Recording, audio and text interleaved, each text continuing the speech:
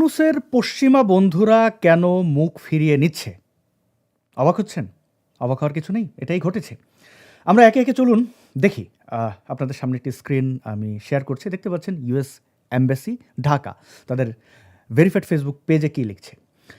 আহ আগে একটু স্পষ্ট করি প্রিয় বন্ধুরা, আজ এই অস্বস্তিকর প্রশ্ন দিয়েই শুরু করব শো এবং আমরা একে, একে বুঝব।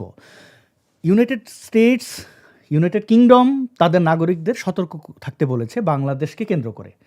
যুক্তরাজ্য বলছে অপ্রয়োজনীয় ভ্রমণ এড়িয়ে চলতে। আপনারা দেখতে পাচ্ছেন।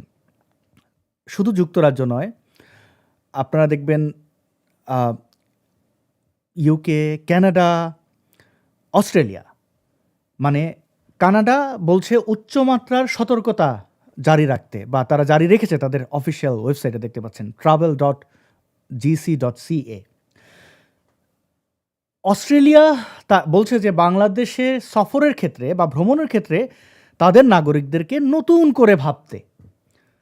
সবাই একই কথা বলছে, নির্বাচনের সময় বাংলাদেশ নিরাপদ নয়। এই কথা ডক্টর মোহাম্মদ ইউনূসের পশ্চিমা যত বন্ধু রাষ্ট্র আছে তারা সকলে একই সুরে বলছে। এখন প্রশ্ন হলো, যে নির্বাচনকে সরকার গণতন্ত্রের উৎসব বলছে, সেই নির্বাচনে বিদেশিরা কেন ভয় পাচ্ছে? বিশেষ করে পশ্চিমারা কেন ভয় পাচ্ছে? যারা এতদিন ইউনূসের পাশে দাঁড়িয়ে নৈতিকতার গল্প শোনাতো, তারাই কেন এখন নিজেদের নাগরিকদের দূরে থাকতে বলছে? এটা কি শুধুই নিরাপত্তার প্রশ্ন, নাকি আন্তর্জাতিকভাবে এই নির্বাচনের গ্রহণযোগ্যতা নিয়ে গভীর সন্দেহ তৈরি হয়েছে? আজকের লাইভে আমরা এই মুখ ফিরিয়ে নেওয়ার রাজনীতি নিয়ে কথা বলবো। কারা সরে যাচ্ছে, কেন সরে যাচ্ছে, আর এর মানে বাংলাদেশের জন্য কি? আজকের আলোচনায় আমরা অতিথি হিসেবে পেয়েছি আমাদের সবারই প্রিয় আরিফা রহমান রুমা। তিনি একজন শিক্ষাবিদ, একজন কূটনৈতিক এবং অভিজ্ঞতা সম্পন্ন বিশ্লেষক। বর্তমানে তিনি বাংলাদেশের ওপেন ইউনিভার্সিটি গাজীপুরের সহযোগী অধ্যাপক হিসাবে কর্মরত। এর আগে তিনি বাংলাদেশের পররাষ্ট্র মন্ত্রণালয়ের পরিচালক হিসেবে দায়িত্ব পালন করেছেন। ওয়াশিংটন ডিসিতে বাংলাদেশ দূতাবাসে রাজনৈতিক কাউন্সিলর হিসেবেও কাজ করেছেন। একাডেমিক পর্যায়ে তিনি স্টামফোর্ড ইউনিভার্সিটি বাংলাদেশ এবং ঢাকা ইন্টারন্যাশনাল ইউনিভার্সিটিতে শিক্ষকতা করেছেন। ঢাকা বিশ্ববিদ্যালয় থেকে উচ্চশিক্ষা গ্রহণ করেছেন। রাষ্ট্রীয় নীতি নির্ধারণ, কূটনীতি এবং একাডেমিক অভিজ্ঞতা সব মিলিয়ে আজকের আলোচনায় তিনি আমাদের জন্য গভীর, অনেক গুরুত্বপূর্ণ দৃষ্টিভঙ্গি তুলে ধরবেন। আমি আরিফা রহমান রুমা আপনাকে স্ক্রিনে আনছি। আপনাকে স্বাগত জানাই, কৃতজ্ঞতা জানবেন আমাদেরকে সময় দেওয়ার জন্য। ধন্যবাদ, ধন্যবাদ আসাদ। আমি বোধহয় একটু সময় নিয়ে ফেলেছিলাম। কোনো অসুবিধা নেই। কারিগরি ত্রুটি ছিল। হ্যাঁ, আমার জি। মানে জি, আমরা দেখলাম কানাডা, আমেরিকা, ব্রিটেন, অস্ট্রেলিয়া, আরও অনেকগুলো দেশ, হয়তো আমরা এই লাইভ শোটি করতে করতে অনেকে হয়তো তাদের নাগরিকদের সতর্ক করছে, উচ্চতর সতর্কতা। তো এটা কি হলো? পশ্চিমারা যাদের মানে পাপেট হিসেবে ডক্টর মোহাম্মদ ইউনূস বাংলাদেশে এলেন, তো এই বিপর্যয় কেন? ইলেকশন কি আদৌ হবে? না, এই আশঙ্কা কিন্তু সবাই করছে। মানে যে আসলে নির্বাচনটা হবে কিনা। এটার ১ম কারণ যে দেশে যারা সাধারণ জনগণ আছে তারা সহিংসতা সৃষ্টি করবেন, ব্যাপারটা কিন্তু এরকম না। সন্দেহের কারণ মোহাম্মদ ইউনূস নিজেই। আ আমরা যদি হাদি হত্যাকাণ্ডটা দেখি, এটা একদম জি। পরিকল্পিত একটা হত্যাকাণ্ড ছিল। এবং হুম, এটার পেছনেও কারণ ছিল, হয়তো উনি ভাবছিলেন যে তারেক রহমানকে দেশে আসা ঠিকিয়ে রাখা যায় কিনা। এটা আমার ধারণা, বা হুম, আ আমি যেটা আমার পর্যবেক্ষণ। আর এখন যেটা, মানে এখন এই যে ডু নট ট্রাভেল বলছে বিভিন্ন কান্ট্রি তার নাগরিকদের বাংলাদেশে। সেটার কারণ কিন্তু একেকটা দেশ একেক ধরনের ভাবে ব্যাখ্যা করেছে। বাট ওভারঅল আমরা যদি ৩-৪ টা দেশেরটা মিলিয়ে দেখি, তো একই ধরনের কথা যে দেশ জুড়ে সহিংসতার সৃষ্টি হতে পারে, রাজনৈতিক অস্থিরতা, তারপরে সমাগমে সহিংসতার আশঙ্কা, নাগরিক অস্থিরতা, সন্ত্রাসবাদ। এই যে সন্ত্রাসবাদ। তো এই কথাটা কেন আসবে? এরা সবাই ইউনূসের বন্ধু। তো ইউনূস যখন দেশ পরিচালনা করছে, সেই সময় সন্ত্রাসবাদের প্রশ্ন আসবে কেন? কারণ আমরা দেখেছি সেই ৫ই আগস্টের পরপরই সমস্ত জেলখানাগুলো খুলে গেল। আ অস্ত্রের যে মজুদ ছিল, সেই অস্ত্রের মজুদ সন্ত্রাসীদের হাতে চলে গেল। সমস্ত সন্ত্রাসীরা মুক্তি পেয়ে গেল। হ্যাঁ? ইভেন ফাঁসির আসামিদেরও আমরা দেখেছি এখন, যে তারা হুম। জামিন-টামিন পেয়ে ঘুরে বেড়াচ্ছে, এরকম। তো সেই পরিস্থিতিতে আশঙ্কা অমূলক নয়। এই কারণেই যে মোহাম্মদ ইউনূস যে নির্বাচনটা চায় না বলে আমার ধারণা। আমার ধারণা আ যে সে যত সময়টা তার এই ক্ষমতা এনজয় করবার আমি বলব। সে তো এনজয় করছে। সেই হুম, সময়টা যত দীর্ঘায়িত করা যায়, সেই প্রচেষ্টা সে করছে। এবং অ সর্বশেষ যদি নির্বাচন হয়েও যায়, আপনি দেখবেন যে তখনও সে সঙ্গে ক্ষমতা ছাড়বে না বলে অলরেডি কিন্তু বলে ফেলেছে মুখোশ আলী রিয়াজ, রাইট? ১৮০ দিন তারা গণপরিষদ-টরিষদ মানে হুম, যেভাবে হোক যে এই ক্ষমতার যে আ বলয় তারা সৃষ্টি করেছেন অথবা ক্ষমতা যেভাবে তারা উপভোগ করছেন, তারা যেভাবে তাদের ব্যবসা-বাণিজ্যের প্রসার ঘটাচ্ছেন, যেভাবে তারা আর্থিকভাবে সমৃদ্ধ হচ্ছেন, এখান থেকে তারা খুব সহজে সরবে না এবং যার ফলে সংঘাত হোক, মারামারি হোক, হানাহানি হোক, যা করার তারা করবে, এটা টের পেয়ে না, এটা ইনফর্মড হয়ে অনুমান করে একটা কান্ট্রি এভাবে একটা কান্ট্রিতে তার নাগরিকদের যাওয়ার বিষয়ে এরকম নিষেধাজ্ঞা দেয়। তো তারা তো ইনফর্মড হওয়ার কারণে তারা আসলে নিষেধাজ্ঞা দিয়েছে। জি, অনেক ধন্যবাদ। এখন আ পশ্চিমাদের মুখ ফিরিয়ে নেওয়ার বিষয়টি আমরা বুঝলাম। ভারতের যে ভূমিকাটা না, এই যে আ মুখ ফিরিয়ে নেয়া, এখানে আমি একটু আমার মনে হচ্ছে না। আচ্ছা, মুখ ফিরিয়ে ঠিক নেয় নাই। তাদের জনগণের জান-মালের নিরাপত্তা রক্ষার জন্য তারা সতর্কতা দিয়েছে। কারণ ইউনূস থাকলে আমরা যেসব হুম, দেশের কথা জানি, তাদের কিন্তু অপেক্ষাকৃতভাবে তারা বেনিফিটেড হচ্ছেন। কারণ যেই কারণে ইউনূসকে পাঠানো হয়েছে। ইউনূসকে তো আর সুশাসন বাংলাদেশীদের দেবার জন্য পাঠানো হয়নি। হুম, ইউনূসকে পাঠানোই হয়েছে বিশেষ কোনো রাষ্ট্রের তাদের বিশেষ সুবিধা পাওয়ার জন্য। তো সেই হিসেবে যদি ইউনূসকে ওখানে থাকে তাহলে তাদের জন্য কিন্তু সুবিধা আমার কাছে যেটা মনে হয়। এবং আপনি লক্ষ্য করবেন বা আমরা বিভিন্ন সূত্র থেকে শুনছি। সেই সূত্রগুলো নিশ্চয়ই আমরা এখন আ অনলাইনে বলব না, অন দ্যা রেকর্ড বলব না। যে কোন একটা রাষ্ট্র তারেক রহমানকে চাইছে যে যেন তেনভাবে হোক তাকে যদি ক্ষমতায় আনা যায়। আ মানে তুলনামূলকভাবে বেটার বাংলাদেশ তারা পাবে। আর কোন হুম, রাষ্ট্র চাইছে যে জামাত শিবিরকে আসলে ক্ষমতায় দেখতে। কারণটা কি জামাত শিবির আর ইউনূসের কাছ থেকে তারা সেম বেনিফিট টা পাবে। যেটা হুম, তবে ইউনূসের কাছ থেকে যেটা পাবে কারণ ইউনূসের কিন্তু ভোটের বিষয় নয়। সবচাইতে দুর্বল। যদি আপনি মানুষের সাথে জনসম্পৃক্ততা বলেন এবং ইউনূসের কোন দায়বদ্ধতা নেই। আপনি দেখেন না যা ইচ্ছে তাই বলে ফেলে। হুম, জালিয়াত তার হুম, কারণটা কি? এই নাগরিকদের কাছে তার কোনো রেসপনসিবিলিটিস নেই। তাদের কোনো এই ইউনূসের কাছে নাগরিকদের কোনো আশা-আকাঙ্ক্ষা নাই। ইউনূসের কাছে আমার কোনো রাইট নাই, অধিকার নাই। আমি বলতে পারব না যে আমি তোমাকে ভোট দিয়েছি। তোমাকে আমি সরকারে এনেছি সো তুমি আমার এই কাজগুলো করছো না কেন? এই রাইটটা কিন্তু নাই। সেখানে জামাত কিছুটা হলেও সে যদি নির্বাচিত হয়, মাফ করুন, যাই হোক। তাহলে কিন্তু আপনার আ তারও কিছু জনগণ তাকে ভোট দিবে। সেই জনগণের কাছে তার একটা দায়বদ্ধতা থাকবে। তার হুম, প্রশ্নের জবাব দিতে হবে। যেটা ইউনূস অপেক্ষাকৃত সবচাইতে সুবিধাজনক অবস্থায় আছে। সেই আমি যদি বলি সে বিদেশি শক্তির জন্য। তো তাই ইউনূসকে যদি শেষ পর্যন্ত না রাখা যেতে পারে তখন হচ্ছে আপনার আ 2nd চয়েস বলেন বা বেস্ট চয়েস মানে তাদের জন্য সেটা হচ্ছে জি। জামায়াত। আমার তো মনে হয় যে এই পশ্চিমের দেশগুলো তারা প্রতিনিধি দল পাঠাবে অবজারভার হিসাবে। তারা মানে একটা আমেজ ডক্টর মোহাম্মদ ইউনূস লোকটাকে কেউ থামান খ্যাত আন্তর্জাতিক খেলোয়াড়। মুখ ফিরিয়ে নেওয়া এইজন্য বললাম যে পুরো উল্টো। তারা আরো বলছে নাগরিক প্রতিনিধি দল তো পর্যবেক্ষক তো পাঠাবেই না। ওইভাবে দেখা যাচ্ছে না কোনো লক্ষণ এবং তাদের নাগরিক যারা এমনি আগে ঘুরে বেড়াতো, বাংলাদেশে কজন ঘুরতে আসে সেটা একটা বড় প্রশ্ন। কিন্তু যারাই আছে হ্যাঁ, তাদেরকে উচ্চতর সতর্কতা জারি করছে। এইটাই তো এক প্রকার মানে এখানে আমাদের কথা ছিল না আমেজ হবে, উৎসব হবে, সবাই নেচে গেয়ে ভোট কেন্দ্রের সামনে মেলা বসিয়েছে। মানে আপনি আয়োজনগুলো দেখেন। ওটা তো তো মানুষকে সেইখান বুঝতে পারছে যে কেউ ভোট কেন্দ্রে যাবে না। এখন কোন না কোনভাবে আগ্রহ তৈরি করার জন্য আমরা জীবনে কখনো শুনেছি ভোট কেন্দ্রের সামনে মেলা বসেছে? না। এবং সেটার গভর্নমেন্ট থেকে আরেকটা বিষয় বলি। সেটা হচ্ছে এই যে পশ্চিমা দেশগুলোর কথা যে বললেন, আমি এটা দায়িত্ব নিয়ে বলছি। একদম ১ম যখন ইউনূস ক্ষমতা দখল করল, তখন সব জায়গা দিয়ে ভূয়সী প্রশংসা। হ্যাঁ? এবং সবাই আমরা এখানে কোনো কথা বললেও আ মানে ইউনূসকে নিয়ে আসলে নেগেটিভ কথা শুনতে কেউ পছন্দ করতেন না। কারণ হুম, তাদের আসলে একসাথে অনেক কাজের সুযোগ একসাথে এখানে যেমন ধরেন আমি মার্কিন যুক্তরাষ্ট্রে আছি। এখানকার আ যে এনজিও গুলো বলি বা এখানকার যে থিংক ট্যাঙ্ক গুলো বলি, তাদের অনেকের হুম, সাথে কিন্তু ইউনুসের প্রচুর কাজ করেছে একসাথে। মানবাধিকার সংগঠনের সাথে কাজ করেছে। সো তাদের দীর্ঘদিনের বন্ধু। হ্যাঁ? সেটা যে কারণেই হোক। সে বন্ধুত্বের জায়গা থেকে ইউনুসকে নিয়ে কিছু বললে তারা কিন্তু আ ভালো চোখে দেখত না বা অ্যাকসেপ্ট করেনি ১ম। কিন্তু এখন আর কিছু বলতে হচ্ছে না। মানবাধিকার সংগঠনগুলো বা থিঙ্ক ট্যাঙ্কগুলো তারা ইউনুসকে মানে চূড়ান্ত ব্যর্থ শুধু বলছে না, তারা বলছে যে মানে যে ইউনুসকে তারা জানে সেই ইউনুসের সঙ্গে তারা মেলাতে পারছে না।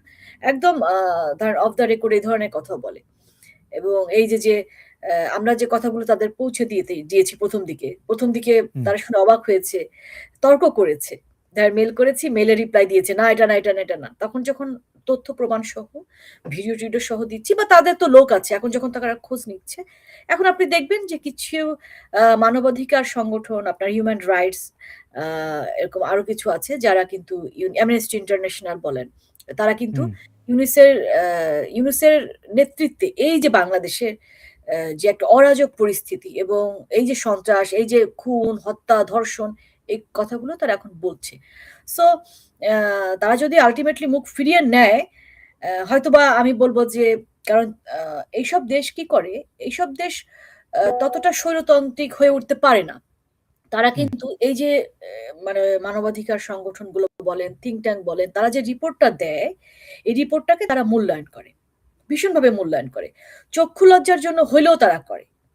তো সেই ক্ষেত্রে তারা মুখ ফিরিয়ে নিলে আসলে অবাক হওয়ার কিছু নাই। জি। আম আমরা একটু ভারতের দিকে তাকাতে চাই। এটা কি একটু প্রেক্ষাপটটা যদি আমরা একটু খেয়াল করি যে, ভারতকে বলা হতো বাংলাদেশের ভালো চায় না, বাংলাদেশ দখল করতে চায়, অনেক কথা। আমরা ইউনূস সরকারের আমলে একের পর এক দেখলাম ভারতের সাথে মানে পায়ে পাড়া দিয়ে ঝগড়া করতে। হ্যাঁ, সর্বশেষ নিজের নাক কেটে ভারতের যাত্রা ভঙ্গ করার জন্য আইসিসিতে আমরা দেখলাম ইন্টারন্যাশনাল ওয়ার্ল্ড কাপ থেকে আমরা বিতাড়িত হলাম নিজের দোষে, খাচলতে।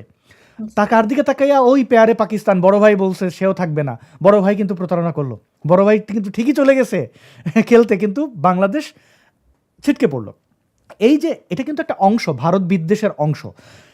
ভারত কিন্তু নো ফ্যামিলি পোস্টিং এবং ওভার দ্য নাইট তাদের ফ্যামিলি মেম্বার্সদেরকে, বাচ্চা কাচ্চাদেরকে, মানে ডিপ্লোম্যাটদের তাদের বিশেষ বিমানে করে নিয়ে গেল গভীর রাতে ঘোষণা দিয়ে। এইটা কি যে কোনো পশ্চিমা দেশের নাগরিকরা কিভাবে থাকবেন কি থাকবেন না সেটা বাদ দিলেও, ভারত এই উপমহাদেশে ভৌগোলিক কারণে বলেন, পলিটিক্যাল কারণে অনেক বড় একটা ফ্যাক্টর, অনেক বড়, প্রধানতম। তারা এত কঠিন সিদ্ধান্ত নেওয়ার পরে ইউনূস সরকার, তাদের কি মানে ভেতরের অবস্থা কীরকম? আপনি আপনি কূটনৈতিক এই ইয়েগুলোতে অনেক বছর ধরে আপনি আছেন, দেখেন, বোঝেন। তাদের এখন মনস্তত্ত্ব কি কোনোভাবে মাপা যায়? কি অবস্থায় আছে তারা? কি ভাবছে? ইউনুস হচ্ছিল কোনো কিছু কেয়ার করছে না। ইভেন আজকে যদি কোনো দেশ এসে দখলও করে বাংলাদেশ, তাতে ইউনুসের কিচ্ছু হুম, যায় আসে না। আমি এগুলো কিন্তু দায়িত্ব নিয়ে বলছি। কথার কথা আড্ডা দেবার হুম, জন্য বলছি না। কিচ্ছু হুম, যায় আসে না। কারণ তার এই যে ১৭ মাস ১৮ মাসে আমরা যে শোষণকাল দেখলাম, সে শোষণকালে হুম, আমাদের কাছে কিন্তু এটাই আমাদের মানে পর্যবেক্ষণ থেকে পাওয়া। আপনি দেখেন এই যে ক্রিকেটের বিষয়টা যদি নিয়ে আসেন, আ একেবারেই মানে, এবং সেখানে আইসিসিতে অধিকাংশ মানুষ বাংলাদেশের বিপক্ষে ভোট দিয়েছে। তারা যখন হুম। বলছিল যে ভারতের মাটিতে এই আ মানে ইয়েগুলো যদি খেলা হয়, এই গেমস গুলো, তাহলে আমরা অধিকাংশ কি যাব শুধু না। একটা ভোট ছাড়া সব হ্যাঁ, বিপক্ষে। আমরা সবাই সেখানে যাব বিপক্ষে। না। আমরা সেখানে যাব না। তাতে অন্যরা বলছে ঠিক আছে। বাংলাদেশকে বাদ দিয়ে আমরা খেলব। Can you imagine? মানে এটাই চিন্তা করে দেখেন আপনি। এবং সেই পরিস্থিতিতে কি হলো? বাংলাদেশ খেলতেই গেল না। তাতে কি এসে যায় গেল আইসিসিতে? আইসিসিতে এমন না যে আর কোন দেশ নাই। আর কোন বাংলাদেশের খেলার জন্য, দেখার জন্য সবাই মুখিয়ে আছে। সাকিব আল হাসান তো নাই রে ভাই। হুম, সাকিব আল সত্যি। হাসান যদি থাকতো, সেটা একটা স্টার। সারা পৃথিবীতে ক্রিকেট প্রেমী সবাই তাকিয়ে থাকে সাকিব আল হাসানের খেলার দিকে। আপনি তাকে না, খুনের ওরা তো ধ্বংসে বিশ্বাসী। আপনি সাকিব আল খুনের হাসানকে তো মামলা অনেক আগেই দিয়ে বাদ দিল। আপনি খুনের মামলা দিয়ে সাকিব আল হাসানকে আপনি দেশে যেন না ঢুকতে পারে, আপনি সেই ব্যবস্থা করেছেন। আপনার বন্ধুরা, আপনারা মাশরাফির বাড়িঘর আগুন দিয়ে জ্বালিয়ে পুড়িয়ে দিয়েছেন। হ্যাঁ? ক্রিকেটের আপনি বাকি রেখেছেন কি? ক্রিকেট কেন? আপনি যদি একটা করে ধরেন, প্রতিটা সেক্টর, আপনি একটা সেক্টর দেখাতে পারবেন যেখানে মানুষ স্বস্তিতে আছে, যেখানে মানুষ উপকৃত হবে, বাংলাদেশ উপকৃত হবে, এমন একটা কাজ ইউনুস করেছে? একটা কাজও করেনি। আচ্ছা, ভারতের হুম, এই প্রসঙ্গে আসি। ভারত কি জি, করেছে? তার কূটনৈতিক জায়গা থেকে। এটা হচ্ছে সবচাইতে, মানে এর থেকে আর আ মানে আমরা বলব যে এই ভাষায় আ একটা দেশকে উম মূল্যায়ন করার ক্ষেত্রে এত নেগেটিভ আর কোনো ওয়ে নাই কূটনৈতিকভাবে। যেখানে পাকিস্তানে পর্যন্ত তারা যে পোস্টিং দিয়েছে, সেখানে শুধুমাত্র বাচ্চা যেতে পারবে না। ওয়াইফ সহ আপনি যেতে পারবেন উইথ স্পাউস, রাইট? সেটাই বা কবে করেছে এমবার্গোটা? সেটা দিয়েছে কিন্তু ভারত পাকিস্তান সর্বশেষ যে যুদ্ধটা হলো, তারা যে যুদ্ধ করার ইয়ে করলো আরকি। তারপরে আর বাংলাদেশের আপনি স্পাউস পর্যন্ত নিতে পারবেন না। এটা কিন্তু এমনি কল্পনাপ্রসূত ভারত দেয়নি। চিটাগাঙে কি ঘটেছিল? চিটাগাঙে ভারতীয় যে উপ-হাই কমিশনার অফিস, বাসা, সেখানে অ্যাটাক করা হয়নি? হুম। সেখানে কিন্তু অ্যাটাক করা হয়েছে। হাদির ঘটনাকে কেন্দ্র করে, অথচ হাদিকে হত্যা করেছে জামায়াত। হ্যাঁ, ইউনূসের প্ল্যান এগুলো সব মেটিকুলাস প্ল্যান। তো ভেবেছে যে হাদিকে হত্যা করলে দেশে এমন অরাজক পরিস্থিতি তৈরি হবে যে তারেক রহমান আর দেশে ফিরতে পারবে না। ইলেকশনটা পিছিয়ে গেল। মানে সব এই যে ইউনুস, ওয়াকার বা এদের যে গ্যাং, মানে ওই যে জুলকারনাইন শায়ের বলে দিল ভারতে, অথচ ওই পোলা দুবাই নিজে বলছে আমি দুবাইতে। কারণ দুবাই এম্বাসিতে, আবুধাবির এম্বাসিতে তো কেউ একটা ছাগলও যাচ্ছে না। যদিও জামাত শিবির আর ছাগল পার্থক্য করলে ছাগল অনেক উত্তম। মানে বাস্তবতা এটাই যে ভারতের এম্বাসিতে হামলা হয়, কিন্তু ইউনাইটেড আরব আমিরাত সেগুলো তো সব নিরাপদ আছে। রাগটা আসলে কিসের উপরে? এটা তো অজুহাত, বোঝাই যাচ্ছে। এটা আপনি দেখেন ৭১, তাহলে আমাকে ৭১ ফিরে যেতে হবে। ৭১ কিন্তু সেই এই যে ভারত জুজু, রাইট? সেই রবীন্দ্রসঙ্গীত, সেই গান, হ্যাঁ? আপনি কি একটু লক্ষ্য করেছেন বাংলাদেশের একে তো আমাদের লোকাল শিল্পী যারা তারা ওভাবে আর গান গাইতে পারছেন না। সেটা বন্ধ হয়ে গেছে। আমরা এই শীতের সময় প্রচুর কনসার্ট দেখতাম না? প্রচুর। ইউনিভার্সিটিতে কি হতো? আমাদের আপনার ইয়ের পেছনে, আমাদের যে ক্যান্টিনটা, আ ওই ক্যান্টিনের পেছনে যে মানে ওটাকে বলা হতো সড়কদ্বীপ। ওই ক্যান্টিনটার পেছনে ডাকসু ক্যাফেটেরিয়া, রাইট? সারা শীতের সময় সারা বছর মানে প্রতিটা দিন এই লোকাল শিল্পীরা আসতেন, তারপরে বয়াতিরা আসতেন বা কনসার্ট হতো বা গান গাইতেন বা মল চত্বরে বলেন, সবসময় কিন্তু কনসার্ট লেগে থাকতো। এটা হচ্ছে শীতের সময় আমরা পুরো বাংলাদেশেই। এখন দেখতে পাচ্ছেন? নেই। আমি আবার একটু ইয়েতে দেখলাম একটা কোরিওগ্রাফি, সেটা হচ্ছে একটা স্কুলের। সেখানে তারা কি করছে? সেখানে দেখি পাকিস্তানি গানের সাথে কোরিওগ্রাফি করছে, এটাও দেখলাম। আবার আমরা পারছি না, মানে বাংলাদেশীরা পারছেন না, পাকিস্তানি শিল্পীরা এসে গান-টান গেয়ে যাচ্ছেন। মানে মানে আসলে কি চাইছে এরা? এবং আপনি দেখেন এই যে পাকিস্তানকে বাংলাদেশ একদম কৃষক শ্রমিকরা লাঠি দিয়ে তাদের ঝেঁটিয়ে বিদায় করলো। নাকে খত দিয়ে পাকিস্তানি সেনাবাহিনী পালালো। সেই পাকিস্তানি সেনাবাহিনী বাংলাদেশে আসছে প্রশিক্ষণ দিতে। তারা আমাদেরকে কি শেখাবে? আপনি কি আসাদুর আরেকটা বিষয় লক্ষ্য করেছেন? পাকিস্তান থেকে আ ইসলামিক যারা স্কলার তারা বলেন, সে স্কলাররা বাংলাদেশে আসছেন। মানে তাদের ভাষায় স্কলার। আ তারা এসে সীমান্ত এলাকাগুলোতে নসিহত করছেন। হ্যাঁ, নসিহত করছেন, আমি ভাষাটা বলছি। মানে তারা মোটিভেটেড করছেন বাংলাদেশীদের, ধর্ম শিক্ষা দিচ্ছেন। সীমান্ত এলাকাগুলোতে আপনার চাঁপাইনবাবগঞ্জ, রংপুর সাইড দিয়ে। আসলে আমরা জানি যে ওখানে ধর্মের নামে মানে খুব কৌশলে ভারত বিদ্বেষ, যেটা কিন্তু আমরা বাংলাদেশেও দেখেছি। সেটা বাংলাদেশেও দেখেছি। ৭১ কিন্তু একই জুজু। এই ভারত দখল করে নিয়ে যাবে। ভারত তো বিক্রি হয়েই গেছে। আচ্ছা, ভারত তো আওয়ামী লীগ বিক্রি করে দিয়েছে। ১৭ বছরে কি মানে মানে বাংলাদেশ ভারতের কাছে বিক্রি হয়ে গেছে। তাহলে এখন কি আপনারা বিক্রি করেছে? একটা প্রমাণও তো ইউনূস সরকার না, দিতে পারল তাহলে না। আপনারা কিভাবে চলছে বাংলাদেশে? অলরেডি তো তাহলে আমরা স্টেট। আমরা তো তাহলে ভারতের একটা অঙ্গরাজ্য। তাহলে ইউনূস আবার সেই দেশটাকে কিভাবে শাসন বা শোষণ করছে? মানে এই যে একটা শব্দ বিক্রি হয়ে গেছে। এই জবাবগুলো এবং হয় কি? সরল সহজ মানুষ তো বাংলাদেশের সহজ সরল একদম সাধারণ মানুষ। এত কিছু বুঝে না। তো তাদেরকে আপনি যেভাবে যা ইচ্ছে বলেন। আমার এই বিএনপির একটা কথা মনে পড়ে যাচ্ছে। ১৯৯১ সালে আ নির্বাচনী আমরা তখন নো ৯৬ সালে সরি। আমি ভুল বলছি আসাদ নূর। ৯১ সালে নির্বাচন হলো। আমরা তখন এটা ৯৪ সালের জনসভায়। একটা কথা ছিল যে আওয়ামী লীগের রাজনীতিকে অচল করে দেবার জন্য আমার ছাত্র বন্ধুরাই যথেষ্ট। না, এটা ৯৪ তে। কিন্তু ৯১ সালের নির্বাচনের যে ভাষণ দিচ্ছিলেন বেগম খালেদা জিয়া তখন বলেছিল যে, মসজিদে উলুধ্বনি শোনা যাবে আওয়ামী লীগ ক্ষমতায় আসলে। হুম। তো এবং এটা উনার মতো জায়গা থেকে একটা এবং দলীয় হিসেবে শেখ হাসিনার একটা ছবি, আবির মানে কোনো একটা ভারতের কোনো একটা অনুষ্ঠানে গেছিলেন, অতিথি হিসেবে গেলে ভারতীয়রা যেটা করে আবির দিয়ে বরণ করে বা এক ধরনের কাপড়, সম্মানসূচক, সেটাকে মানে শেখ হাসিনা হিন্দু, উত্তরীয়। হুম। হ্যাঁ, উত্তরীয় দেয়া এগুলোকে হিন্দু হিসেবে দেখানো হয়েছে। এই কাজগুলো ঘটেছে। কেন আপনি যেটা আপনার ইয়ে বলছিলেন লাগবে এখানে না? চিটাগাং যাইতে আপনার ইয়ে লাগবে তো, পাসপোর্ট ভিসা লাগবে। এটাও তো বলা হয়েছে চিটাগাং যখন আমাদের শান্তি চুক্তি করা হয়, চলে যাচ্ছে। হ্যাঁ, দেখেন এটা কিন্তু সাধারণ কর্মীরা বলছে না। এটা দলীয় প্রধান বলছেন। দলীয় প্রধান যখন বক্তব্য দিবেন, তখন নিশ্চয়ই তার একটা টিম থাকবে। সে বক্তব্যটা সে কি বলছেন? উনি তো যা মনে আসে তা বলবেন না। সে টিম না। তো দেখবেন যে উনি কি বলছেন, এগুলো ঠিক হচ্ছে কিনা, না হচ্ছে কিনা, রাইট? যেমন হুম, আমরা এই যুক্তরাষ্ট্রের প্রেসিডেন্টের যখন বক্তব্য দেয়, তখন আমি এক্সাক্ট ফিগারটা আসলে এই মুহূর্তে ভুলে গিয়েছি। সেই বক্তব্যটা 54 or 64 টেবিলে ঘোরে। এতগুলো টেবিলে যেয়ে ওটা কোন রকম কোন হিউম্যান রাইটস ভঙ্গ হয় এরকম কিছু বলা হচ্ছে কিনা, কোন ধর্মকে বিদ্বেষ করার কোনো কিছু বলা হচ্ছে কিনা, নারীকে নিয়ে কিছু বলা হচ্ছে কিনা, এইভাবে। হুম। তো সেখানে আ সেই বিএনপি প্রধানের ভূমিকাটাও কিন্তু এরকম ছিল। তার কথাবার্তা এরকম ছিল। আর জামাতেটা তো আর আমি জামাত তো বাংলাদেশই চাইনি। সো তাদের কাছে তো স্বাভাবিক। রাইট। আপনি একটা কথা বলছিলেন যে এই যে নিরাপত্তা আ পাকিস্তানি বিভিন্ন ধর্মগুরুরা এসে আমাদেরকে সবক শেখাচ্ছে, বর্ডারে গিয়ে ঝাড়ফুঁক করছে। অপারেশন সিন্দুরে দেখেছি পাকিস্তানের অবস্থা কী করে।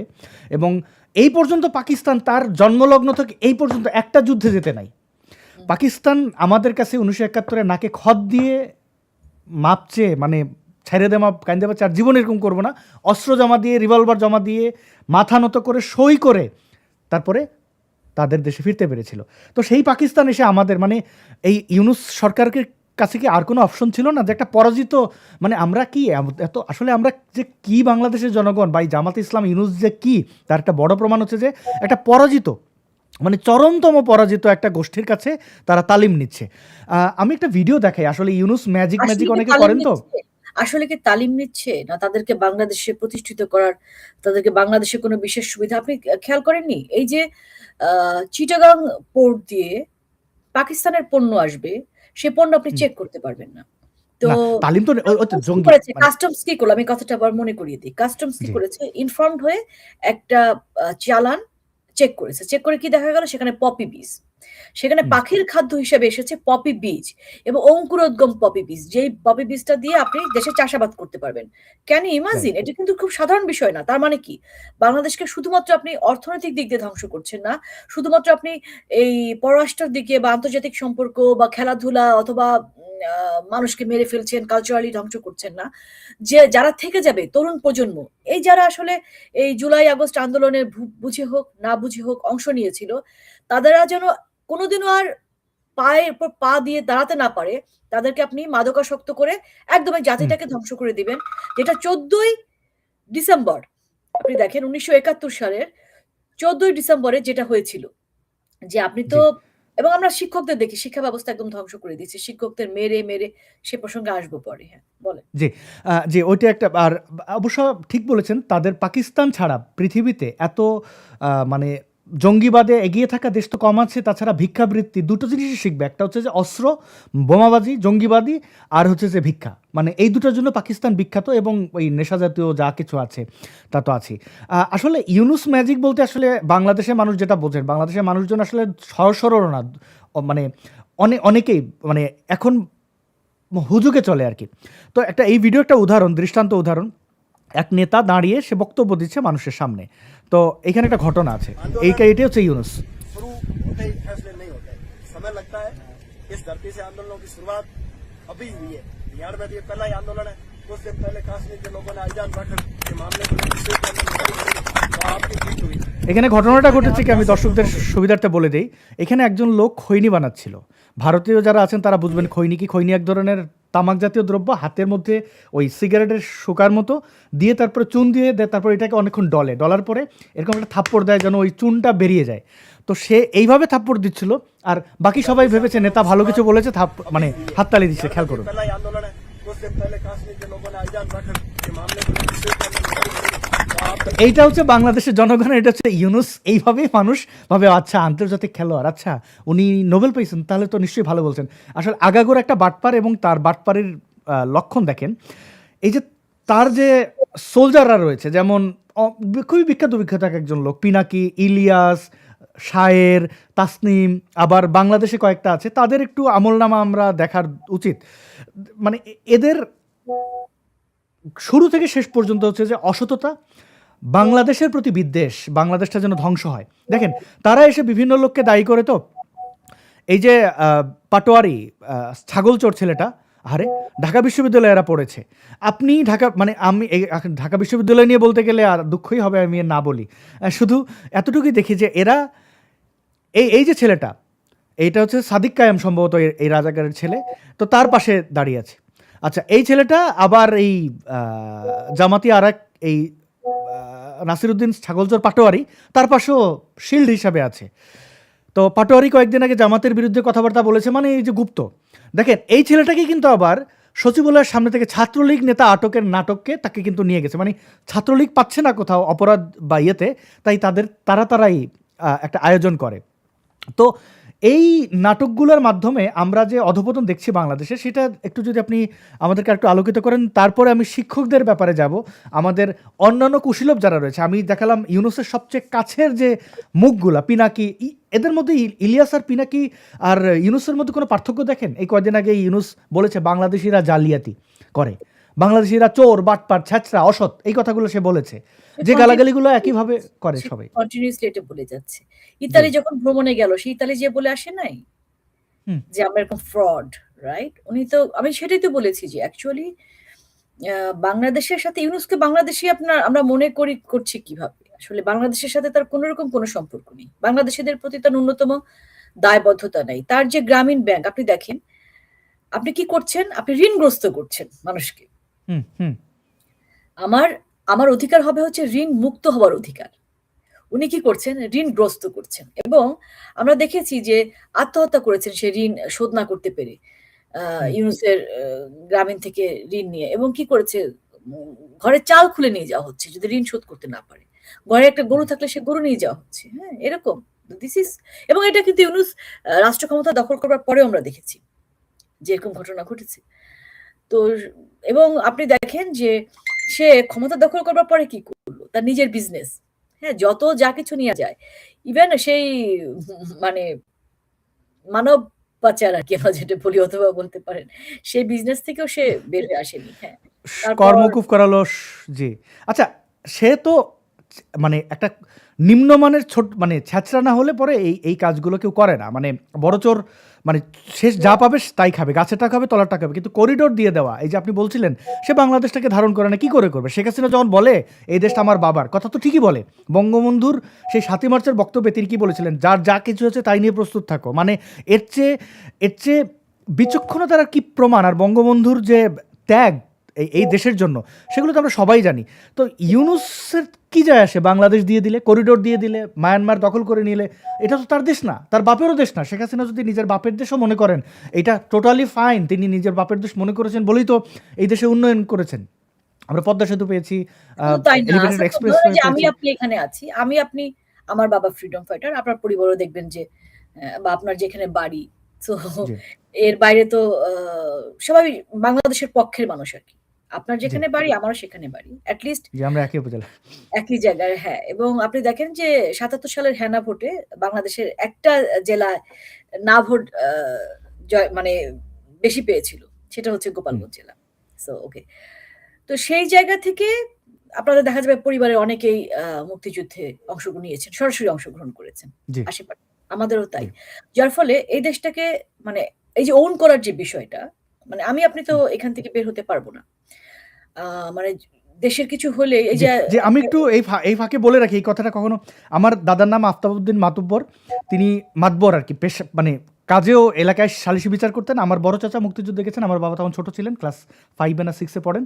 এবং আমার ছোট চাচা তো আরো, মানে এই হচ্ছে আমাদের পারিবারিক ইয়া। এবং আমার দাদা তখন সবাইকে মানে মানে যারা যুবক ছিল তাদেরকে অনেক বেশি উদ্বুদ্ধ করেছেন। দাদার তখন বয়স অনেক বেশি। না, হ্যাঁ, আমি জানি এই বিষয়গুলো। তো যেহেতু আমরা একই জায়গার, সে কারণেই বলছি, সেই কারণেই আমি মানে আপনার সাথে না বলে আমি নিজেই বলছি যে আপনার যেখানে জন্ম, যে পরিবার থেকে আমরা এসেছি, সো আমাদের এর বাইরে যাওয়ার সুযোগ নেই।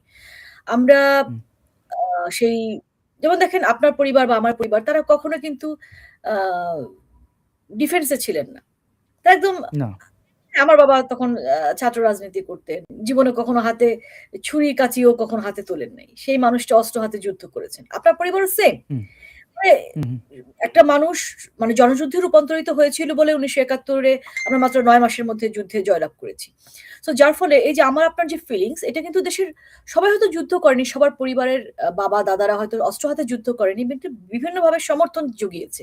বিভিন্নভাবে সহায়তা করেছে। খাদ্য দিয়ে সহায়তা করেছে, অন্য ধরনের হুম। সাপোর্ট দিয়ে, লুকিয়ে রেখে মুক্তিযোদ্ধাদের সহায়তা করেছে।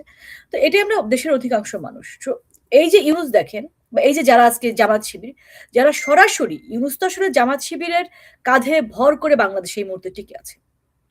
আরেকটা কথা না হুম। বললেই নয়, অবশ্যই আর্মি। খুবই দুঃখজনক হলেও সত্য।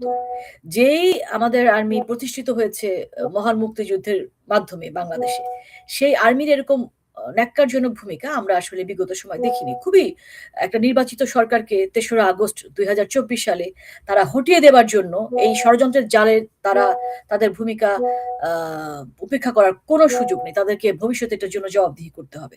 এবং আরেকটা বিষয় জি। হচ্ছে যে, এই যে তাদের প্রতি যে রেসপেক্ট টা আমাদের তৈরি হয়েছিল, দিনে যে ভালোবাসাটা তৈরি হয়েছিল, সেই জায়গাটা চির ধরে গেছে। যেটা সত্যি মানে একজন আর্মি অফিসার বা একজন আর্মির সৈনিককে দেখলে একটা রেসপেক্ট এর জায়গা যে আমাদের দেশের দেখভাল করার একদম সরাসরি দায়িত্বে তারা নিয়োজিত। এবং মানে তাদের হাতে আমাদের স্বাধীনতা, সার্বভৌমত্ব, রাইট? এরকম একটা জায়গা। সেই জায়গাটা তো এখন আর নাই। কারণ তাদের কারণে আজকে আমরা পরাধীন। বলতে পারেন পরাধীন। হয়তো আনুষ্ঠানিকভাবে না, কিন্তু যেভাবে পাকিস্তানিরা সেই পরাজিত শক্তিরা আমাদেরকে ঘিরে ধরে আছে, যেভাবে বাংলাদেশ পেছনের দিকে হাঁটছে, এভাবে হাঁটতে, হুম। হাঁটতে কোথায় পৌঁছে যাবো আমরা জানি না। এই শিক্ষকতার আপনি যদি জায়গাটা দেখেন, প্রতিটা সেক্টর আসাদ, প্রতিটা সেক্টর কিন্তু ধ্বংস করা হয়েছে। খুবই কৌশলে, যেটা ৭১ এ করতে পারেনি। ৭১ এ কিন্তু শিক্ষক ছাত্রকে এভাবে মুখোমুখি করা যায়নি। আপনি মুখোমুখি দাঁড় করিয়ে দিয়েছেন।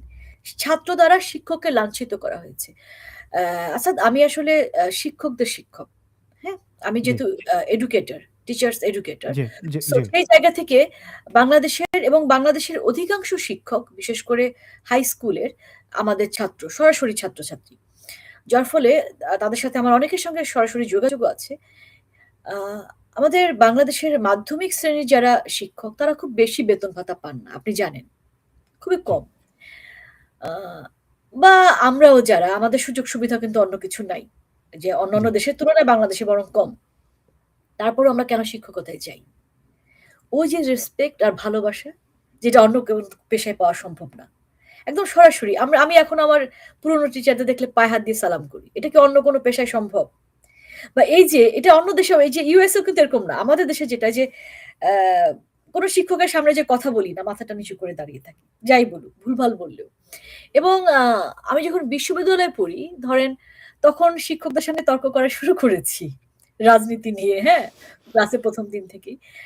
আমার একজন শিক্ষক ছিলেন আবুল কালাম মঞ্জুর মোর্শেদ। আপনারা চিনেন, বাংলা একাডেমির হুম, উনি হুম, হুম, হুম, হুম। জি, মানে তো মানে আমি আমি অসম্ভব রেসপেক্ট করি স্যারকে। তো তখন তো বিএনপির সময়।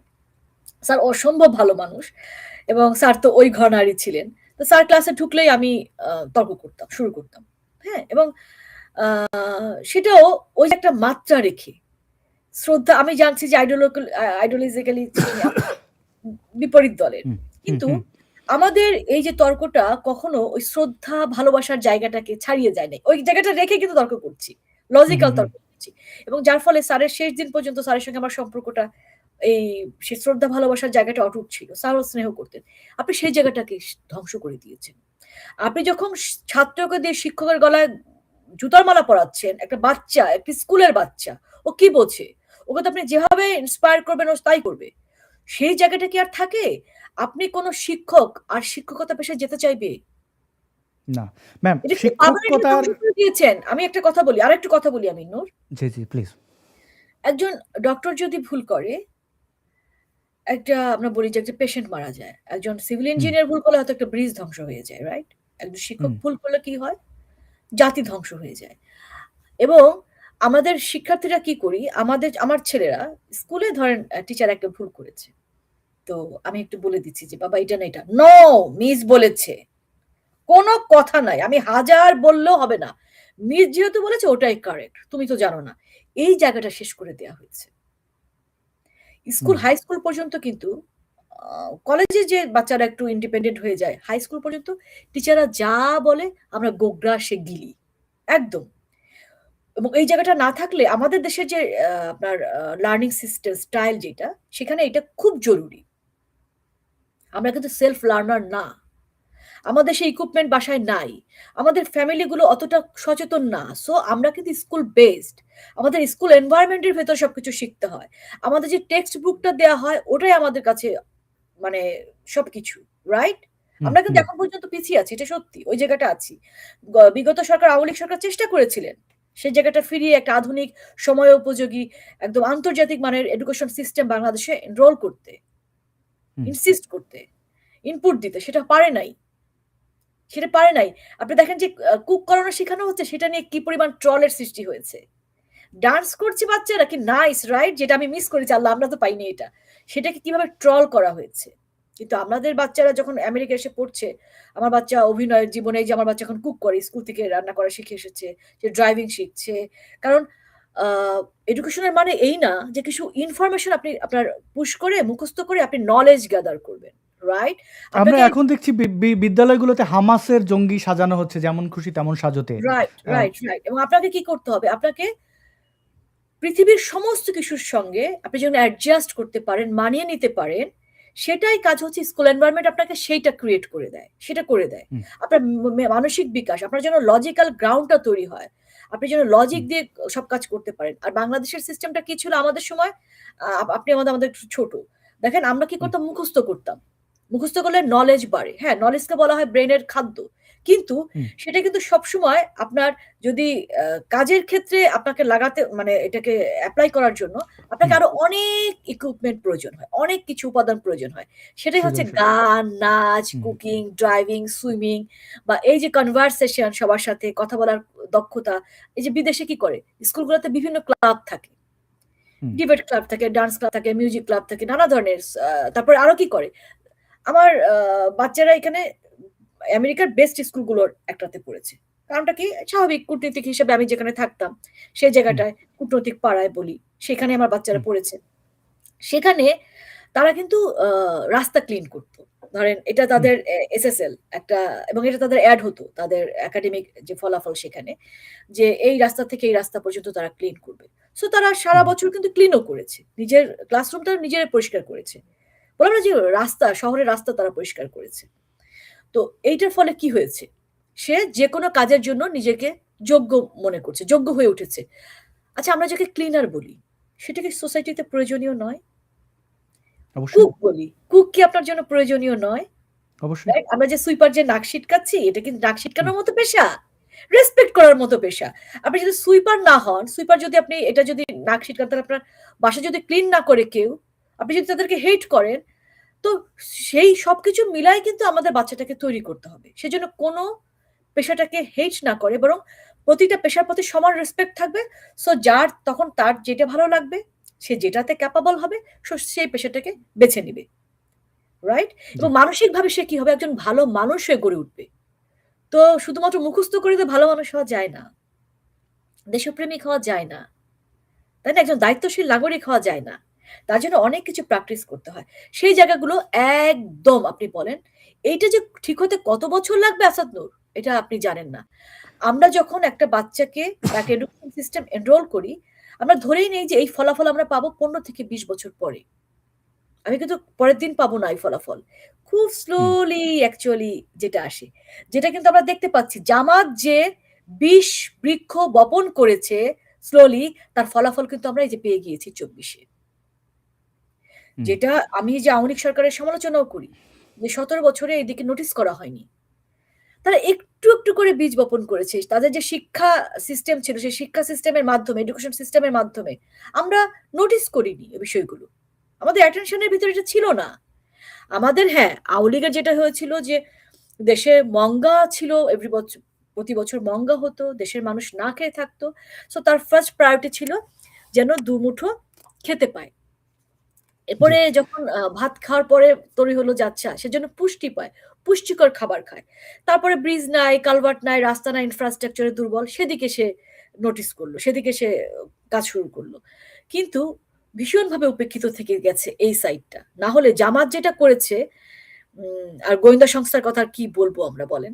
জি, আপনি শিক্ষকদের শিক্ষকদের ব্যাপারটা তুলেছিলেন। আমি অত্যন্ত আপনার প্রতি সম্মান রেখে এবং সকল শিক্ষক যারা আসলে শিক্ষা এই দায়িত্বটা সঠিকভাবে পালন করেছেন তাদের প্রতি সম্মান রেখে আমি কয়েকজন শিক্ষক বা বাংলাদেশের বুদ্ধিজীবীদের একটু চরিত্র দেখাতে চাই। আপনারা অনেকেই দেখেছেন। এটা নিয়ে একটা প্রশ্ন আছে, তার আগে একটু ক্লারিফিকেশন। আমার বাবা একজন শিক্ষক, উনি উচ্চ মাধ্যমিক একটি বিদ্যালয় না আমি বলি, সিলেটের বিয়ানীবাজারে খলিল চৌধুরী আদর্শ বিদ্যানিকেতনে তিনি শিক্ষকতা করেছেন, রিটায়ার করেছেন। এবং তার কিছু স্মৃতি আমাকে বলতে হয়, এটার সাথে আবার মুক্তিযুদ্ধ জড়িত। আমার বাড়ি হচ্ছে, বাবার বাড়িটা হচ্ছে গোপালগঞ্জের মুকসুদপুর এবং গ্রাম হচ্ছে গঙ্গারামপুর, দক্ষিণ গঙ্গারামপুর, এবং আমাদের ঠিক বাড়ির সামনে কালীগঙ্গা। টেকেরহাট ব্রিজটা থেকে গোপালগঞ্জ যাওয়ার যে রাস্তা, স্লুইস গেট, ওইখানে। তো মুক্তিযুদ্ধের সময় বাবা ছোট ছিলেন, ওনারা ওইখানে দাঁড়িয়ে মানে কালীগঙ্গার পাড়ে আমাদের বাড়ির ঠিক স্লুইস গেটের অপোজিটে দাঁড়ালে নদীর বাঁক, ওইখান থেকে টেকেরহাট ব্রিজটা দেখা যায়। ওনাদের টার্গেট দায়িত্ব ছিল, ওনারা কয়েকজন ছেলেপেলে মিলে, যে যদি পাকিস্তানি মিলিটারি ট্যাঙ্ক নিয়ে আসে তাহলে ওই স্লুইস গেটটা তখন এত আধুনিক ছিল না, এখন কীরকম হয়েছে জানি না, ওইটা উড়িয়ে দেওয়া এবং ওইখানে ডায়নামাইট লাগানো ছিল। একজন মুক্তিযোদ্ধা, আমাদের জমির উপর একটা প্রাইমারি স্কুল ছিল তখনও ছোট, তো ওইখানে উনি থাকতেন মুক্তিযোদ্ধা, এবং ওনার কাছে ওইটা কীভাবে ফোটাইতে উনি জানতেন। তো তারা ওই রাত জেগে দিন জেগে ওইখানে দাঁড়ায় দাঁড়িয়ে দেখতেন যে টেকেরহাটের ওই ব্রিজ দিয়ে আসে কিনা কোনো মিলিটারির ভেহিকেল আসে কিনা। তারপর তারা, আমার বাবা আমাকে বলেছেন অনেক নৃশংস ঘটনা দেখেছেন এবং আমাদের গোপালগঞ্জ যেহেতু ওইখানে আসলেই আওয়ামী লীগ সবাই, ওইখানে জামাত টামাত কেউ থাকতো না। অন্য পাড়ার ফরিদপুর থেকে এসে এই জামাতি ইয়েরা এসে এইখানে, আবার আমার দাদার দাড়ি টুপি সবসময় উনি মানে ধার্মিক মানুষ ছিলেন, তো এসে ওনাকে পর্যন্ত করতো যে এই এলাকায় মুক্তিযোদ্ধা কারা কারা আছে, যেহেতু মাতবর সে সব জানে। আর ওই দাড়ি টুপি দেখে ভেবেছে সেও বোধ হয় জামাত টামাত বা ওই মনা, মানে ওইভাবে কনভারসেশনগুলো। একদিন মায়ের সাথে এই তর্ক নিয়ে আমি শুনছিলাম, ছোট তখন, আক্ষেপ করছিলেন বাবা ভোট দিতে পারছেন না শিক্ষক থাকলে, এবং আপনি তাদের আয় নিয়ে বলছিলেন খুবই নিম্ন আয়ের মানুষজন, শিক্ষকরা সবচেয়ে নিপীড়িত থেকেছে এই সমাজে। তো ভোটের 96-এর ইলেকশনে উনি, মানে সব ইলেকশনগুলোতে আমি খেয়াল করেছিলাম, উনি ভোট কেন্দ্রগুলোতে যে শিক্ষকদের দায়িত্ব থাকে না, উনি দায়িত্বটা নিতেন, কারণ ওইখান থেকে কিছু টাকা পাওয়া যেত। এবং একই সাথে উনি কাঁদতেন যে উনি ভোট দিতে পারলেন না। একদিন মাকে বলছিলেন যে এমপিও ভুক্ত আমার বাবা, মানে সরকারি পুরো না। তো ওই শেখ হাসিনা 96 ক্ষমতা নির্বাচিত হওয়ার পরে কোনো একটা সময় উনি বেতন বাড়িয়েছিলেন। তো সে যে তার চোখে মুখে যে খুশি এবং তার যে কৃতজ্ঞতার জায়গা, তখনই মুক্তিযুদ্ধের স্মৃতিচারণ করছিলেন যে আমরা কেন বঙ্গবন্ধুকে ধারণ করি, বা মুক্তিযুদ্ধ এবং শেখ হাসিনার প্রতি তার লয়ালিটি, কেন উনি ভোট দিতে পারেন, এই দুঃখ কষ্ট। তো সেই জায়গা থেকে ওনাকে দেখেছি আর্থিক কষ্ট লাঘব করার জন্য টিউশনই করতেন স্কুলের পরে, মানে সিলেট তো পাহাড়ি অঞ্চল, হেঁটে হেঁটে টিউশনই করতেন, রিক্সা সব জায়গায় যাওয়া যেত না। তো এই দুঃখ কষ্টের মধ্যে আমি বড় হয়েছি, আমি বলবো আমি একমাত্র ছেলে বাবা মার, আমার 2 বোন আছে। তো আমি দেখেছি কীভাবে সৎভাবে করেছেন। তো সেই জায়গায় যদিও শিক্ষকদের বিক্রি হওয়ার তেমন কোনো জায়গা ছিল না, দুর্নীতি করারও তেমন কোনো জায়গা ছিল না, কিন্তু এখন আমরা কোথায় চলে এলাম ম্যাম? দেখেন এই যে নারীটি, এখন নারী নিয়ে বললে অনেকে ভাবে যে সমালোচনার জবাব না দিয়ে বলে নারী নিয়ে আমি কেন কটু বলছি। আচ্ছা, এই নারীটি যে বক্তব্য রেখেছিলেন জুলাই আগস্টে, তার একটু ভূমিকাটা দেখেন। আপনাদের কাঁপে না, তার কাঁপে না, অভিশাপের ভয় হয় না, অভিশাপ আসমান কাঁপে। একজন শিক্ষিকা তিনি বলছেন অভিশাপ আসমান কাঁপে, মানে শব্দটাই ভুল। অভিশাপ কি করে আসমান কাঁপে? অভিশাপে আসমান কাঁপে।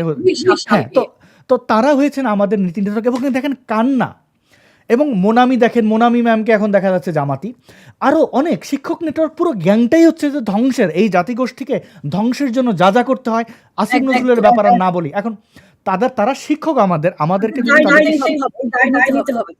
দায়িত্ব তারা অবশ্যই নেবেন, কিন্তু এখন তাদেরকে যদি রেসপেক্ট করি, আমি এত বিবরণ আমার পরিবার দিয়ে নিয়ে দিলাম, কারণ আমি এটাতে বিলং করেছি, শেখা শোনা কথা না। আমি শিক্ষক পরিবারের, মানে আমার বাবার শিক্ষক হিসেবে আমি দেখেছি তাদের। কিন্তু আমরা কাদেরকে দেখছি? সাংবাদিক। আচ্ছা, আমাদের সেই স্বাধীন বাংলা বেতার কেন্দ্র, আমরা সাংবাদিকতা দেখি না এই বাংলাদেশে। এই সদ্য প্রয়াত হয়েছেন বিবিসি বাংলা বিবিসির সেই সাংবাদিক, যিনি সাংবাদিকদের ভূমিকায় মহান মুক্তিযুদ্ধ এবং বাংলাদেশের অস্তিত্বের জন্য। আর এখন আমরা কাদের দেখছি? অভিনয় শিল্পী বাঁধনের, এই দেখেন,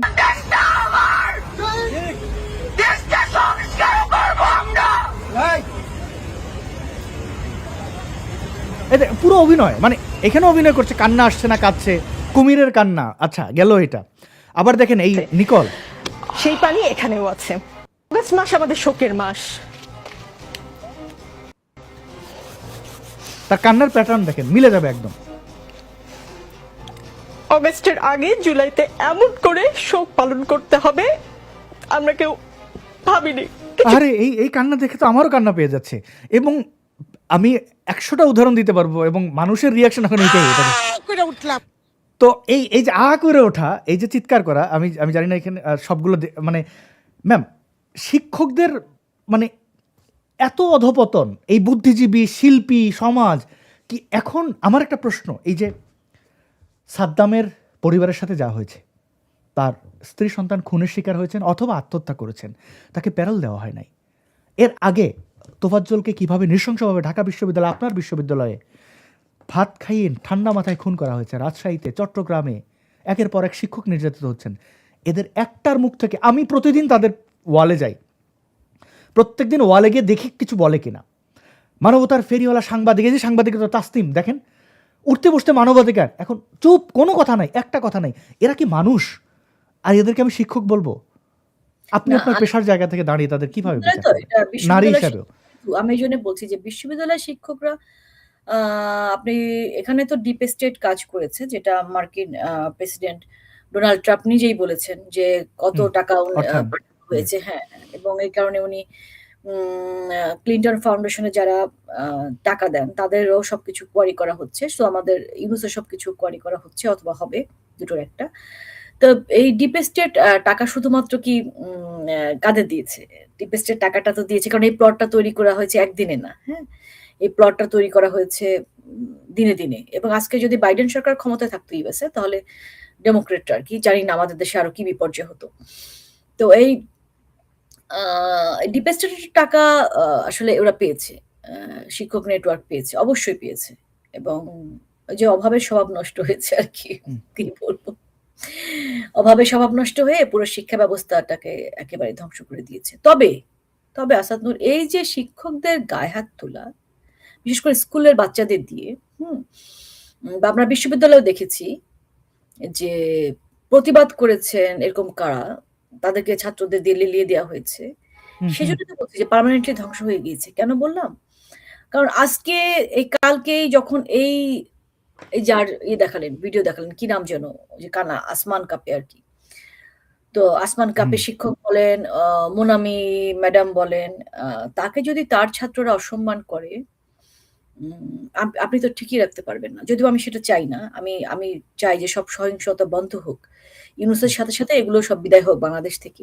কারণ দেশটাতে আসলে আমাদের থাকতে হবে, হ্যাঁ? কিন্তু জানি না যে ছাত্রদের আসলে কতটা ঠেকিয়ে রাখা যাবে। আজকে এই যেভাবে আমাদের সনাতন ধর্মের মানুষদেরকে পুড়িয়ে পুড়িয়ে হত্যা করা হলো, সর্বশেষ দেখলাম হচ্ছে এটা কোন জেলায়? কুমিল্লায় নাকি ওইদিকে একটা জেলাতে দোকানের ভিতর পুড়িয়ে মারা হলো। তারপরে দীপু চন্দ্র দাসের কথা চিন্তা করে দেখেন, একটা মিথ্যে অজুহাতে তাকে কিভাবে পুড়িয়ে মারা হচ্ছে সবাই দেখছে। সে কিন্তু তার আগে পুলিশ হেফাজতে ছিল। সে হেফাজত থেকে সে কিভাবে এখানে আসলো? রাইট? জি, আমি একটু ইন্টারাপ্ট করি। এই শিক্ষিকার নামটা একটু দর্শক আপনারা জানাবেন। আমি নামটা ওনার মনে রাখার মতো এমন কাজ উনি করেন নাই, বাট নামটা আমাদের জানা উচিত। যেমন আমরা বাঁধনের নাম জানি, নিকোলের নাম জানি, শিক্ষক নেটওয়ার্ক জ্ঞান করে জানি। ওনাকে কিন্তু কোথাও নিয়োগ দেওয়া হয়েছে। জি, তা তো এরা তো মানে তারা তো তখনকার শিল্পী ছিলেন, মানে নাটকের অংশ, মানে তাদের তো একই কান্না। আমি দেখাচ্ছিলাম এই কান্না, ওই কান্না, ওই কান্না, সব কান্না একইভাবে মিলবে। কান্না আসছে না, তারপরে কাঁদে। মানে এইভাবে যে, মানে আমি বলছিলাম শিক্ষকদের এই কাজ, সাংবাদিকদের এই কাজ। আজকে আনিস আলমগীর জেলে, কেউ কোনো কথা বলছেন না। আজকে কলিমুল্লাহ স্যার উনি জেলে আছেন।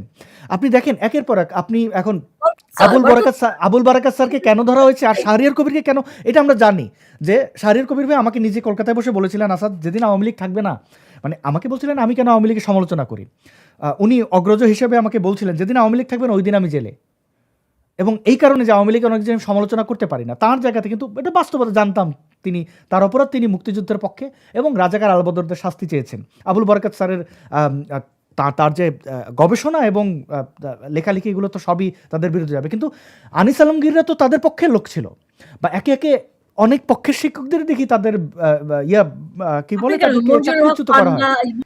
পান্না বলেন, আনিস আলমগীর বলেন, এবং আমি আসছি যে আল্লাহ মাকসুদ কামালকে আবার ভাইকে আবার কবে গ্রেফতার করে। মানে মাসুদ কামাল নাকি গ্রেপ্তার হচ্ছেন, এটা অনেকে অনেকে এখানে বলছেন। তারপরে যে লায়কা বসি সম্ভবত একজন শিক্ষিকা, তাকে ইসলাম অবমাননা নামে বাদ দিয়ে দেওয়া হয়েছে শিক্ষক নেটওয়ার্কেরই, এবং শিক্ষক প্রাইভেট নেটওয়ার্কের অন্যান্য একটু কান্নাকাটি করছেন এখন। মানে এমনও হয়েছে যে নাটকের অংশ বা চক্রান্তের অংশ হয়েও ছাড় পাচ্ছে না। তাদের ভবিষ্যৎ আপনি কি বলবেন, এই যে আমাদের জাতির সাথে গাদ্দারি মানে করলেন? আসলে আমি বলি ওরা ভেবেছিল কি যে ডিপ স্টেটেই যেহেতু মোহাম্মদ ইউনুস ধর্ম বিশ্বাস করেন না উনি, সো হুম, হুম, তার অ্যাটলিস্ট এভাবে যে জামাত আহ, ইউনুসকে আহ, মানে ইউনুস জামাতকে কিভাবে ব্যবহার করবে, আবার জামাত ইউনুসকে কিভাবে ব্যবহার করবে, আমার ধারণা যে এই ক্যালকুলেশনটা হয়তো তাদের জানা ছিল না। কারণ আমি যাদেরকে জানি তারা শিক্ষক নেটওয়ার্কের অনেকেই আছেন যারা ধর্ম বিশ্বাস করেন না। তারা কি করে আজকে এই ইউনুসের বা এই জামাত শিবিরের এইটার ভেতরে, মানে এটা আমার বিশ্বাস থেকে বলছি যে যতই পয়সা দেওয়া হোক এই আদর্শের জায়গাটাকে কি বা তাদের বিশ্বাসের জায়গাটাকে তারা আসলে ইয়ে করবেন কিনা, স্যাক্রিফাইস করবেন কিনা, মানে এইটুকুন বিশ্বাস আমি করতে পছন্দ করছি যে অ্যাটলিস্ট একজন শিক্ষক ওই পর্যায়ে নামবেন না যে আমি পয়সার বিনিময়ে যা কিছু আমার এতদিনের বিশ্বাস আমার ধারণা সেটা যাই হোক, ভুল হোক ভালো হোক, আমি সেখান থেকে বিচ্যুত হব। জি, কারণ সামিনা লুৎফা বলেন, সামিনা লুৎফা জামায়াতের শাসন পছন্দ করবে এটা আমার বিশ্বাস করতে। এবং জামায়াতের এক নেতা যখন বিশ্ববিদ্যালয়ের ছাত্রীদেরকে, আমি শব্দটা বলি ফেলি, বেশ্যা বলছে, তখন হুম। ও একটা মানে খুব দুঃখ করে বোধহয় একটা আমি দেখছি, কারণ সে আমাকে ব্লক করে দিয়েছে জুলাই আগস্টে। তো উম সেখানে সে লিখেছে যে আ ছাত্রীদের তো রাতে ইয়ে করতে হয়, আ স্বাক্ষর দিতে হয় যে হুম। আছি। আমাদের সময় কি এটা ছিল? মনে পড়ছে না। পরে বোধহয় এড করা হয়েছে। যে ওটা একটা বেশ্যাদের খাতা আরকি। তাহলে ওরা তার মাসি, রাইট? এই পরিস্থিতি। যদি ছাত্রীরা এরকম হয় তাহলে শিক্ষকরা কি? নারী শিক্ষকরা, রাইট? তাদের টেক হুম। কেয়ার করছে। সো জামাত এটা বলে ফেলেছে। বলে ফেলার পরে আপনি লক্ষ্য করেছেন এই যে গীতিয়ারা নাসরিন-টাসরিন যা আছে, এরা কিন্তু মনে হয় না কোনো খুব মন্তব্য করছে বা কিছু। ভাসুরের মানে নাম এরা মুখে নেওয়া হচ্ছে যায়। এরা আসলে গীতিয়ারা নাসরিন তো একেবারেই মানে তার প্রসঙ্গটা কেন আসে না আমি জানি না। মোনামি তো ওপেন আ বা তরুণী। গীতিয়ারা মানে নাসরিন হচ্ছে বস। হ্যাঁ। মানে ম্যাম, এগুলো খারাপই লাগে যে এই মানুষগুলোকে নিয়ে আমরা এই ধরনের কথাবার্তা বলবো, কোনো শিক্ষকদেরকে নিয়ে। আমরা তো এই পরিস্থিতি পরিবেশের জন্য প্রস্তুত না, কিন্তু তারা আমাদেরকে মানে অবশ্য এখন বাংলাদেশের স্লোগান যেখানে হাদি কাজী নজরুল ইসলামের পাশে শায়িত হন, এবং যার যার যার স্লোগান হচ্ছে খুবই ভয়ঙ্কর। মানে আমরা আসলে মোহাম্মদ ইউনুসের আমলে যা কিছু দেখেছি, এইটা আমি আমার বয়স 34 মাত্র, এমন কিছু দেখি নাই, বা অতীতের ইতিহাস থেকে এতটা ভয়ঙ্কর ভঙ্গুর অবস্থা দেখি নাই।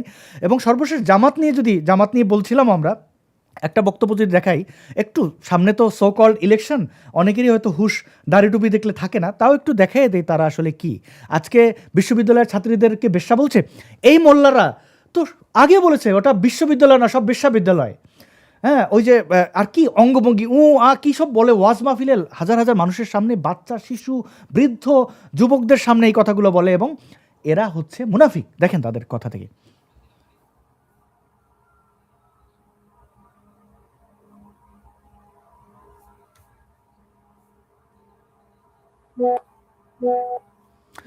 এই লোক খালেদা জিয়াকে নিয়ে এইভাবে জেলখানায় মানে প্রবেশকারিনী, ওইখানে প্রবেশ করে বসে আছেন, শেখ হাসিনার প্রশংসা করছেন সুন্দরী। আবার তারেক জিয়ার ছোট ভাই কোকো, আরাফাত রহমান কোকো, তিনি প্রয়াত হয়েছেন, তাকে কুকুর বলেছে নাম বিকৃত করে। কোকো থেকে কুকুর কিভাবে হয় এই রিফর্ম। একেবারে অশিক্ষিত, একেবারে জঙ্গলি। এদের জঙ্গলি এইবার দেখেন, আপনি কিন্তু আমার মনে আছে, যদিও এই লাল বদরদের অন্যতম, মানে এই পুরো চক্রান্তের অন্যতম মাস্টার মাইন্ড যদি ধরা হয় খালেদ মহিউদ্দিন, আপনি তার শোতে গিয়ে একটা ইয়েতে আপনি বেশ ধোলাই এদেরকে করেছিলেন, মানে হেফাজতের ওই নেতার একদম নাকানি চুবান। জি, মানে ওটা আমি খুবই উপভোগ করেছিলাম, সঠিক সময়ে আপনি এটা করেছিলেন। তো দেখেন, আমি শুধু আমাদের জনগণকে একটু দেখাই যে দেখেন তারা কত বড় গিরগিটি, কিভাবে পল্টি নেয় দেখেন। শোনা যাচ্ছে না। ও, শোনা যাচ্ছে না, আচ্ছা না, আমি একটু আবার দেখাই, আমি দুঃখিত এটার জন্য, ওই টেকনিক্যাল কিছু ইয়ে হয়, আমি সাউন্ডটা অন করে নিই। ধন্যবাদ ম্যাম আপনি বলার জন্য। আচ্ছা দর্শক, আপনারা একটু দেখেন যে তারা কত বড় বাটপার। আপনি দেখছেন এই যে পিনাকি 2013-তে গণজাগরণ, জামাত বিরোধী, এখন আবার জামাতের আমির, ফ্রান্স শাখার, এরা হচ্ছে এরকমই, এর সব কটা এক। দেখেন, হাসিনা মানে সুন্দরী, হাসিনা মানে বলেন না কেন, আর খালেদা মানে প্রবেশকারী, এই জন্য উনি জেলখানায় প্রবেশ করে বসে আছে। আমাদের হাসিনা বিশ্ব সুন্দরী। আমি চাই ম্যাডামকে 6 বছর না, ওনার তো একদিনও জেলে রাখা জুলুম হয়েছে, কারণ ওনার যে মামলা দিয়েছিলেন পুরাটা বানোয়াট।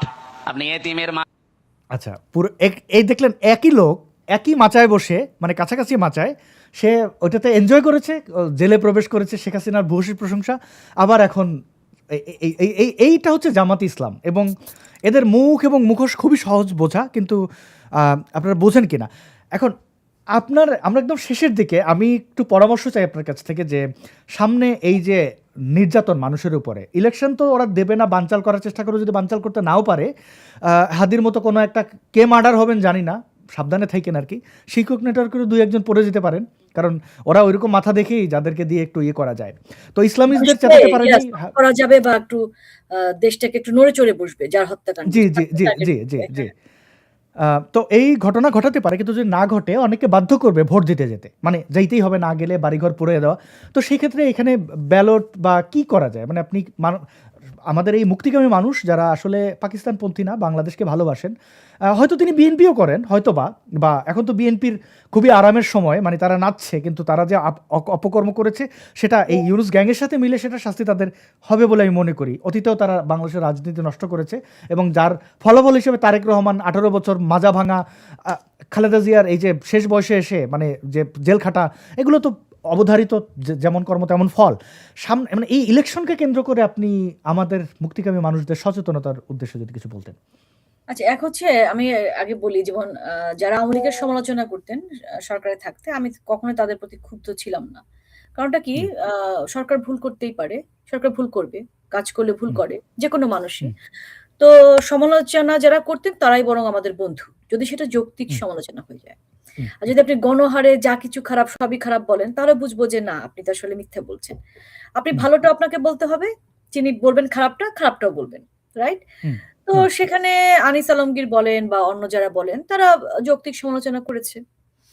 এবং যেহেতু জুলাই আগস্ট যে ষড়যন্ত্র হচ্ছে এটা তারা বুঝতে পারেনি, অনেকে না বুঝতে পেরে কিন্তু আমরা বলি লাল হয়েছিলেন, বোঝেন নাই। তাদেরকে আমি কিন্তু ওভাবে মানে আমার এই লালের কয়েকটা ব্যাখ্যা আছে। লাল বলতে প্রথম হচ্ছে যে এক দফা দাবি করা, মানে শেখ হাসিনার পতন, বুঝবেন জিনিসটা। আর এক দফা যারা দাবি করেছে, বা ওই যে প্রোফাইল পিকচার লাল মানে রক্ত, যেটা কি আবু সাইদকে কেন্দ্র করে, আবু সাইদকে কালো করা হয়েছিল রাষ্ট্রীয়ভাবে আওয়ামী লীগ সরকার তখন, এটার এগেনস্টে লাল, মানে লাল মানে পুরো লাল। এবং শেখ হাসিনার সরকারের পতনের পরে স্বাধীন যে ঘোষণা করেছে, স্বাধীন এবং নাচানাচি, ওগুলো তো আছেই। মানে এক দফা শেখ হাসিনার পতন হইলে যে এটা জামাতিদের কাছে ক্ষমতা যাবে, এটা তো যে কেউ জানতো। আমি অনেক মানুষকে চিনি যারা জুলাইয়ের আন্দোলনে দমন নিপীড়ন সরকার কর্তৃক, কারণ ম্যাম আপনি রাষ্ট্রের গুরুত্বপূর্ণ দায়িত্বে আপনি ছিলেন, যখন আপনার দায়িত্ব থাকবে, আপনি শিক্ষিকা হিসেবে না। আচ্ছা আমি আপাই বলি, দেখেন আপনি যেহেতু দায়িত্বে থাকেন, আপনার উপরে মানুষের রাগ অভিমান থাকবে, কারণ আপনি দায়িত্বে আছেন। সাকিব আল হাসান যখন একজন ইন্টারন্যাশনালি নোন প্লেয়ার হওয়ার পরে যখন সে ভালো পারফর্ম করে না, গ্যালারি থেকে দর্শক কিন্তু তাকে গালাগালি করে, আপনি কিন্তু দর্শকের দোষ দিতে পারবেন না, কারণ তার এক্সপেকটেশন যে সাকিব তোমার উপর আমার এক্সপেকটেশন।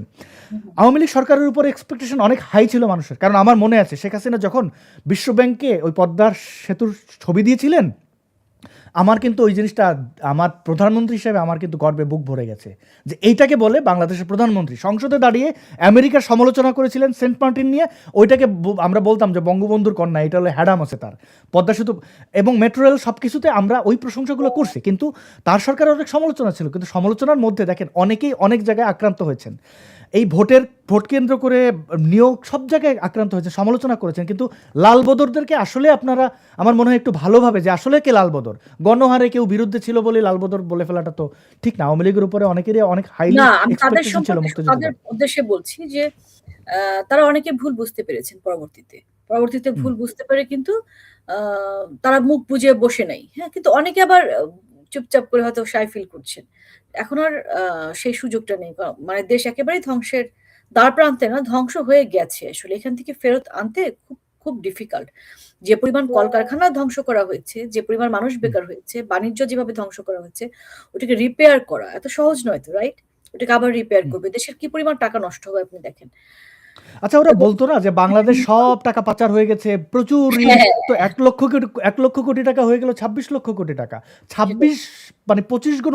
১,০০,০০,০০,০০,০০,০০,০০,০০,০০,০০,০০,০০,০০,০০,০০,০০,০০,০০,০০,০০,০০,০০,০০,০০,০০,০০,০০,০০,০০,০০,০০,০০,০০,০০,০০,০০,০০,০০,০০,০০,০০,০০,০০,০০,০০,০০,০০,০০,০০,০০,০০,০০,০০,০০,০০,০০,০০,০০,০০,০০,০০,০০,০০,০০,০০,০০,০০,০০,০০,০০,০০,০০,০০,০০,০০,০০, সেই এইটা শুধু তো তাই না, ভালোই আপনারা হয়েছে। দেখেন যে ৩ মাসে, ৪ মাসে, ৫ মাসে তারা তাদের এপিএস, পিএসরা যে পরিমাণ ৩০০, ৪০০, ৫০০ কোটি টাকা একেকজনের পকেটে ঢুকেছে। ৮০০ কোটি টাকা পাচার হয়েছে মাত্র কয় মাসে? হুম, ঢুকেই। এগুলো তো আমাদের কাছে প্রমাণ আছে সবকিছুর। তো হুম, আপনাদের যারা মানে আওয়ামী লীগ সরকারের যৌক্তিক সমালোচনা করতেন বা হয়তো ভালো লাগতো না অনেক কিছুই। আমাদের তো অনেক ভুলও ছিল। তো হুম, তাদের কাছে নিশ্চয়ই সেই ৮ই আগস্ট থেকে শুরু করে এ পর্যন্ত ২৪ সালের ইউনূস সরকারের এই যে ত্রুটিগুলো বা এই যে তার অন্যায়, এই যে তার অপরাধ, অন্যায় অপরাধ এগুলো নিশ্চয়ই আপনাদের চোখ এড়াচ্ছে না। তো সবাই তো আসলে হাতে অস্ত্র তুলে নিতে পারে না। আমি যুদ্ধের ভঙ্গিতে বলছি ৭১ এর। আ এই যে ১২ই ফেব্রুয়ারি যদি নির্বাচন হয়, সে নির্বাচনে ভোটদান থেকে বিরত থাকা, বাসা থেকে না বের হওয়াটাই কিন্তু আপনি ভাবতে পারবেন যে এটাই আপনার সবচাইতে বড় অস্ত্র। এবং হুম, আপনি এই অস্ত্র ব্যবহার করেই কিন্তু আপনি যুদ্ধে অংশ নিতে পারেন। কারণ ১৯৭১ সালের মহান মুক্তিযুদ্ধে ৩০ লক্ষ আমাদের দেশপ্রেমিক ভাই-বোনেরা বা আমাদের পূর্বসূরীরা আমাদের বাংলাদেশ দিয়ে গেছে। হ্যাঁ? আমাদের হুম, দায়িত্ব সে দেশটাকে স্বাধীনতা, সার্বভৌমত্ব টাকে শুধুমাত্র রক্ষা করা না, সে দেশটাকে সামনের দিকে এগিয়ে নিয়ে যাওয়া। যে স্বপ্নে তারা তাদের নিজের জীবন বাজি রেখেছিলেন, নিজের জীবন হুম, দিয়েছিলেন। তো সেই জায়গাটা থেকে এখন আমাদের একটাই কাজ, সেটা হচ্ছে যদি ইলেকশন হয়, আমরা ভোট কেন্দ্রে যাব না। কেউ যাব আচ্ছা, না। এবং তাতে যেটা হবে, যে লাল হয়েছিলেন বা হননি সবার জন্য। একটা হচ্ছে আপনি আপনার নিজের কাছে দায় মুক্ত থাকবেন। যে এই ইউনুস আজকে দেশে যে শোষণ করছে এটার দায় আমার। কারণ আমি লাল হয়েছিলাম। আমি তাকে সাপোর্ট করেছিলাম, রাইট? আমি ভুল বুঝেছিলাম। তো আমার হুম, এখন দায় মুক্তির সুযোগ এসেছে। আপনি কিভাবে সেই দায় থেকে মুক্ত হবেন? আপনি ভোট কেন্দ্রে যাবেন না। ব্যাস। আপনার আর কিচ্ছু করতে হবে না। এটাই হচ্ছে সবার জন্য আহ্বান। যারা বুঝেছিলেন, বুঝে যারা লাল হননি তাদের জন্য তো বটেই, তারা তো কাজ করেই যাচ্ছেন। আর যারা নীরবে নিভৃতে এখনো আছেন, চুপচাপ করে আছেন, সে শিল্পী হন, সে শিক্ষক হন, সে সাধারণ শ্রমজীবী মানুষ হন, সে আমলা হন, সে সেনা কর্মকর্তা হন, সে সেনা সদস্য হন। এই যে দেখেন সেনাবাহিনীর যারা আছেন, আমাদের সারা জীবনের বিশ্বাস, ভালোবাসায় আপনারা লাথি মেরেছেন। আমাদের শ্রদ্ধায় কিন্তু আপনারা লাথি মেরেছেন। কিন্তু হুম, এটা যদি হয় সেনাবাহিনীর প্রতি যেমন শিক্ষকদের প্রতি তেমন। সেনাবাহিনীর প্রতি যদি আমার শ্রদ্ধা ভক্তি না থাকে, তাহলে আপনি কি করে ওই জায়গায় দাঁড়াবেন? আপনার প্রতিটা স্টেপে তো আপনার প্রতি যদি আমার রেসপেক্ট থাকতে হবে। আপনাদের এত মানুষ ৭১ সালেও জীবন দিয়েছেন। আমাদের ৭ জন বীরশ্রেষ্ঠ। সেই জায়গাটা থেকে কি হুম। করে আপনি পাকিস্তানের সাথে এভাবে আত্মসমর্পণ করেন? পাকিস্তান আপনার কাছে আত্মসমর্পণ করেছে। আপনি এখন উল্টে কিভাবে উল্টে গিয়েছেন? গুটি কয়েক অফিসার যদি ষড়যন্ত্রে যুক্ত থাকে, আপনারা বাকিরা কি করে সেটা সমর্থন করছেন? আপনারা কেন ক্ষুব্ধ হচ্ছেন না? আপনারা কেন আপনাদের ভয়েস রেইজ করছেন না? আপনাদেরকে জি, এগিয়ে আসতে হবে। নাহলে এই দায় থেকে আপনারা মুক্ত হবেন না। গোপালগঞ্জের যে ছেলেটাকে গলা পাড়িয়ে ধরে আপনি মেরেছেন সেনা সদস্য। তার হ্যাঁ, কি হয়েছে আমি জানি না। সেটা প্রকাশ্যে বলতে হবে আপনাদের। গোপালগঞ্জে যে ৫ জন হত্যাকাণ্ড ঘটলো, ৫ জনকে যে মারা হলো, তার মধ্যে একজনকে আমরা ছবি দেখেছি। দীর্ঘদিন জি। আমার প্রোফাইল পিকটা ছিল। গলা পাড়া দিয়ে ধরে রেখেছে। তার কি বিচার করেছেন আপনারা? সে গোপালগঞ্জে গিয়েছিল যশোরের ইউনিট, রাইট? হ্যাঁ। এটার সঙ্গে যুক্ত যে ছিলেন। কি অফিসার যেন বলে এদেরকে? তার কি জি, হয়েছে? ওরা যে ওই এনসিপির ওই গুন্ডাদেরকে আ পা মানে পালায়ে আসতে সাহায্য করেছিল। আমার মনে হয় প্রত্যেকটা খুনের বিচার হবে, কিন্তু আমার মনে হয় শত্রু-মিত্র চেনাটাও জরুরি। আপনি বলছিলেন। আম অনেককে আমি চিনি যারা কিনা আ এই আন্দোলনকে সমর্থন করেছিলেন। আবার ইউনূস ক্ষমতা বা জামাতের এই যেদিন আমিরে জামাত বলল সেনাপ্রধান, ঐদিনই আমার সাথে অনেকে ডিসকাস করেছেন যে, "এ কি হয়ে গেল? আমিরে জামাত তার মানে ও তো জামাতি। শেখ হাসিনা তারে সেনাপ্রধান করলো আর এইভাবে ক্ষমতাটা চলে গেল।" তো তাদের অনেকেই বসে মানে প্রকাশ্যে মানে আওয়ামী লীগের প্রতি নির্যাতন নিপীড়ন নিয়ে কথা বলেন। কিন্তু এই যে ভুলটা করেছেন এটা বলতে পারছেন না। কারণ আওয়ামী লীগের মধ্যে কিছু অতি আওয়ামী লীগের আছে। শেখ হাসিনার না, চেয়ে না, বড়, না। বড় আওয়ামী লীগ ভুল আছে। থেকে না, না। এই তারা ভুলের কথা বলতে হবে এবং এই ভুল থেকে শিক্ষা নিয়ে যদি সামনে আওয়ামী লীগ না আসতে পারে, জি, তাকে তাহলে অ্যাকসেপ্ট কিন্তু ও করতে হবে। না, না। জি, আমি বলি বিএনপি বলেন আর অন্য দল বলেন, আওয়ামী লীগের প্রতি প্রত্যাশা মানুষের সবচাইতে বেশি। এটা জি এটা থাকবে এই জায়গাটাতে ম্যাম রাইট। আপা এই জায়গাটাতে যে অনেক আওয়ামী লীগাররা আছে শেখ হাসিনার চেয়ে বড় আওয়ামী লীগার তারা গালাগালি করে যে না তোরে তুই এই করেছিলি। তো যদি মানে আমরা তো আয়মান সাদিক সালমান মুক্তাদির এদেরকে দেখেছি সারা জীবন পলক বা অন্যান্য মন্ত্রীদের সাথে মানে খুনসুটি এবং তাদের তাদের দ্বারা বিভিন্ন অর্থ বিভিন্ন প্রজেক্ট পেয়েছে, তারাই কিন্তু নেচেছিল, পালাই ছেড়ে পালাইছে, এগুলো আমাদের দেখা আছে। আবার মানে এই যে ওয়েলকাম মানে সরকার পতনের এটা পদ্ধতি ছিল না, আন্দোলন হয়েছিল, আন্দোলনে সহিংসতা হয়েছে, এটা দমন পীড়ন, সবাই বন্দুক যার হাতে তার বিপক্ষেই থাকবে, এটা প্রত্যেকটা জায়গায়। আপনি যদি দেখেন একটা লম্বা মানুষ একটা ছোট বেটে মানুষকে মারছে, স্বাভাবিকভাবে একটা হিউম্যান সাইকোলজি আপনি লম্বা মানুষের বিপক্ষে দাঁড়াবেন, কারণ আপনার মনে হয়েছে ও শক্তিশালী, ওরে মারছে কেন। তো এই জায়গাগুলো বুঝতে হবে আওয়ামী লীগের এইভাবে। প্রতি আমি বলি যে আপনি নিশ্চয়ই আপনার মায়ের প্রতি যে দাবিটা আপনার থাকে, বোনের প্রতি সেটা থাকে না, কম না থাকে। তো সেখানেই মার সঙ্গে আপনি যতটা রাইট দেখাতে পারেন, যতটা চিৎকার করতে পারেন, এটা আপনি জি কারোর সাথে করেন না। করেন না, কিন্তু কারোর সাথে করেন না, তাই না না? মার করি সাথে না। সবাই করে, হ্যাঁ। তো ওইটার কারণটা ওই, যার ফলে আওয়ামী লীগের প্রতি মানুষের সেই জায়গা থেকে ক্ষুব্ধ মানুষ বেশি হয়। আমাদের যাওয়ার তো আসলে আর কোনো জায়গাও নেই। আওয়ামী লীগ ছাড়া আপনি কোথায় যাবেন? কার কাছে যাবেন? কাজেই এই দলটাকেই আরো নিজের সাথে নিজে যুদ্ধ করে নিজেকে আরো শুদ্ধ করতে হবে। বা এই যে মানুষগুলো এর সঙ্গে যুক্ত ছিল, দেখেন ৭৫ এর ১৫ই আগস্ট কারা ঘটিয়েছে আমরা কিন্তু জানি। বা জানি ২৪ এর এই ৫ই আগস্টে আমাদের কে যুক্ত ছিল বা কিভাবে ছিল বা ছিল কিনা আমরা কিন্তু এখন পর্যন্ত জানি না। এখন পর্যন্ত আমাদের কাছে ক্লিয়ার কোনো রেজাল্ট আসেনি বা রিসার্চের কোনো রেজাল্ট আমরা জানি না যে ২৪ এর এই আগস্টে মানে কমপ্লিট রেজাল্ট যে আসলে কি ঘটেছিল, কিভাবে ঘটেছিল। এই যে আমরা কিছুই জানলাম না কেন? এই যে একটু করে জামায়াত শিবির দেশের প্রতিটা জায়গায় একদম রন্ধ্রে ঢুকে গিয়েছে ক্যান্সারের মতন। সারা শরীর, বাংলাদেশের সারা শরীর সে কিন্তু অলরেডি আক্রান্ত হয়ে গিয়েছে। আমি জানলাম না কেন? এটা নিশ্চয়ই কারো জানানোর দায়িত্ব ছিল। সে দায়িত্ব অবহেলা কারা একদম। করেছে? তারা কি ভুল করেছে নাকি সচেতনভাবে করেছে? ওকে, আমি ধরেন অযোগ্য, আমি দায়িত্বে অবহেলা করেছি, সেটা এক বিষয়। আর আমি অযোগ্য না, আমি যথেষ্ট যোগ্য। তার মানে কি আমি ষড়যন্ত্রের সাথে যুক্ত ছিলাম। এইগুলো কেন আমি আ এখনো বের করতে পারিনি? এই যে আপনি যদি ধরেন ওয়াকার, ওয়াকার সেনাপ্রধান যে হলেন, তার পেছনে কার হাত ছিল? ওয়াকারকে সেনাপ্রধান বানানোর পেছনে কার হাত ছিল? সে যদি ঘরের মানুষও হয়, তাকে আইডেন্টিফাই করুন। তাকে মানে সামনে নিয়ে আসুন। আওয়ামী লীগকে এটা থেকে আবার ২৪ নিজেদের এর ইলেকশনে এমপির পদ বিক্রি হয়েছে কোটি টাকায়। মানে এগুলো তো আমরা সবাই জানি, ওপেন সিক্রেট। এই জিনিসগুলো একটু পরিহার। জি ম্যাম, মানে আপা না, এটা আপনি একটু আমাদের আসনের দিকে তাকান। আপনার দূরে যেতে হবে না। সো এগুলো নিয়ে কথা বলতে হবে। এটা নিয়ে আর চুপ জি। থাকার সুযোগ নাই। জি। আমরা একদম শেষ করে দর্শকরা অনেক কমেন্ট করেছিলেন। আমি বেশ কিছু কমেন্ট এছাড়া একটু পিন করে আরেকটা লাইন রেখেছিলাম, একটু পড়ে নিই। শুধুমাত্র সংসদ নির্বাচন না। প্রতিটা ইউপি নির্বাচন দলীয় পথ। সেটাই বলছি আপনি আমাদের আসনে তাকান। আমি সংসদ নির্বাচনের ইঙ্গিত দিয়ে আমাদের আসনের কথা বলিনি। আমি বলেছি আমাদের আসনের নির্বাচনের রেজাল্ট ২৪ এর এবং এই যে এখন পর্যন্ত দেখবেন যে অনেক আওয়ামী লীগের নেতাকর্মী মুকসুদপুর উপজেলা তারা বিএনপিতে চলে গিয়েছে। কারা গিয়েছে? তাদেরকে কারা পদ দিয়েছিল? কেন দিয়েছিল? এবং অবশ্যই তৃণমূল এখন যে নির্যাতন নিপীড়নের পরেও যেভাবে দাঁড়িয়ে মিছিল বা বাংলাদেশের এই তথ্য মানুষকে সচেতন করা, হয়তো এটাই এক হচ্ছে গ্রামে থাকতে আওয়ামী পারছেন, লীগ। অন্য গ্রামে। এরাই হচ্ছে জি, আওয়ামী লীগ। জি, এরাই তাদেরকে আওয়ামী প্রায়োরিটি দিতে হবে। জি, এবং প্রায়োরিটি আমি না, আপনাকে এরাই আওয়ামী লীগ রে ভাই। আর কেউ না। আর সত্যি এই দুঃসময় যারা আছে, এবং আমি আপনাকে শ্রদ্ধা ভরে ধন্যবাদ দিই, আপনি যেভাবে ভূমিকা রাখছেন সোশ্যাল মিডিয়ায়। আপনাকে উদাহরণ রেখে আমি বলতে চাই, যারা আমাদের ভাই বোন যারা দেখছেন, আপনি কথা বলতে পারেন, যদি এটা আপনার মনে হয়, আপনি ক্যামেরার সামনে আসেন, কথা বলেন। দেখেন ঝুঁকি সবার আছে, এই রুমা আপারও আছে, আমারও আছে ঝুঁকি। আমাদের পরিবার পরিজন সবই বাংলাদেশে। এমন না যে আমরা এখানে অট্টালিকা বানিয়ে থাকি, একটা শিল্ড নিয়ে থাকি, ব্যাপারটা এরকম না। আমাদের সবারই ঝুঁকি আছে, কিন্তু ঝুঁকি মহান মুক্তিযোদ্ধাদেরও ছিল। আমাদের একটা দেশ দিয়েছেন, এই স্বাধীন দেশে যদি আমরা স্বাধীনতা রক্ষা করতে না পারি, তাহলে আমাদের চেয়ে আর মানে এরকম নিকৃষ্ট জাতি উদাহরণ হিসাবে থাকবে, যে জাতি ভাষার জন্য জীবন দিয়েছে এবং বাঁশের লাঠি নিয়ে যুদ্ধ করে সশস্ত্র মিলিটারি পাকিস্তানিদের পরাজিত করেছে, এবং তারা এখনও নাকে খত দিয়ে সেটার জন্য আফসোস করে। সেই জাতি, বীরের জাতি আমরা। তো আমরা যদি সেখানে এই কোথাকার কোন দালাল, ওই বাটপার ইউনুস এসে আমাদের বাটপারি করে যায়, এই সুজলা সুফলা বাংলার মানুষ আমাদের নদীর মতো করে, মানে নদীগুলো জালের মতো করে ছড়িয়ে ছিটিয়ে থাকা। তো আমরা নদীর প্যাঁচ বুঝি, মানুষের মনের প্যাঁচ বুঝি না ইউনুসরে অবশ্য বাংলাদেশের মানুষের ইউনুসরে বুঝতে আর অসুবিধা নেই। কয়েকটা কমেন্ট পড়ে আমি আপনার শেষ বক্তব্য শুনে শেষ করব।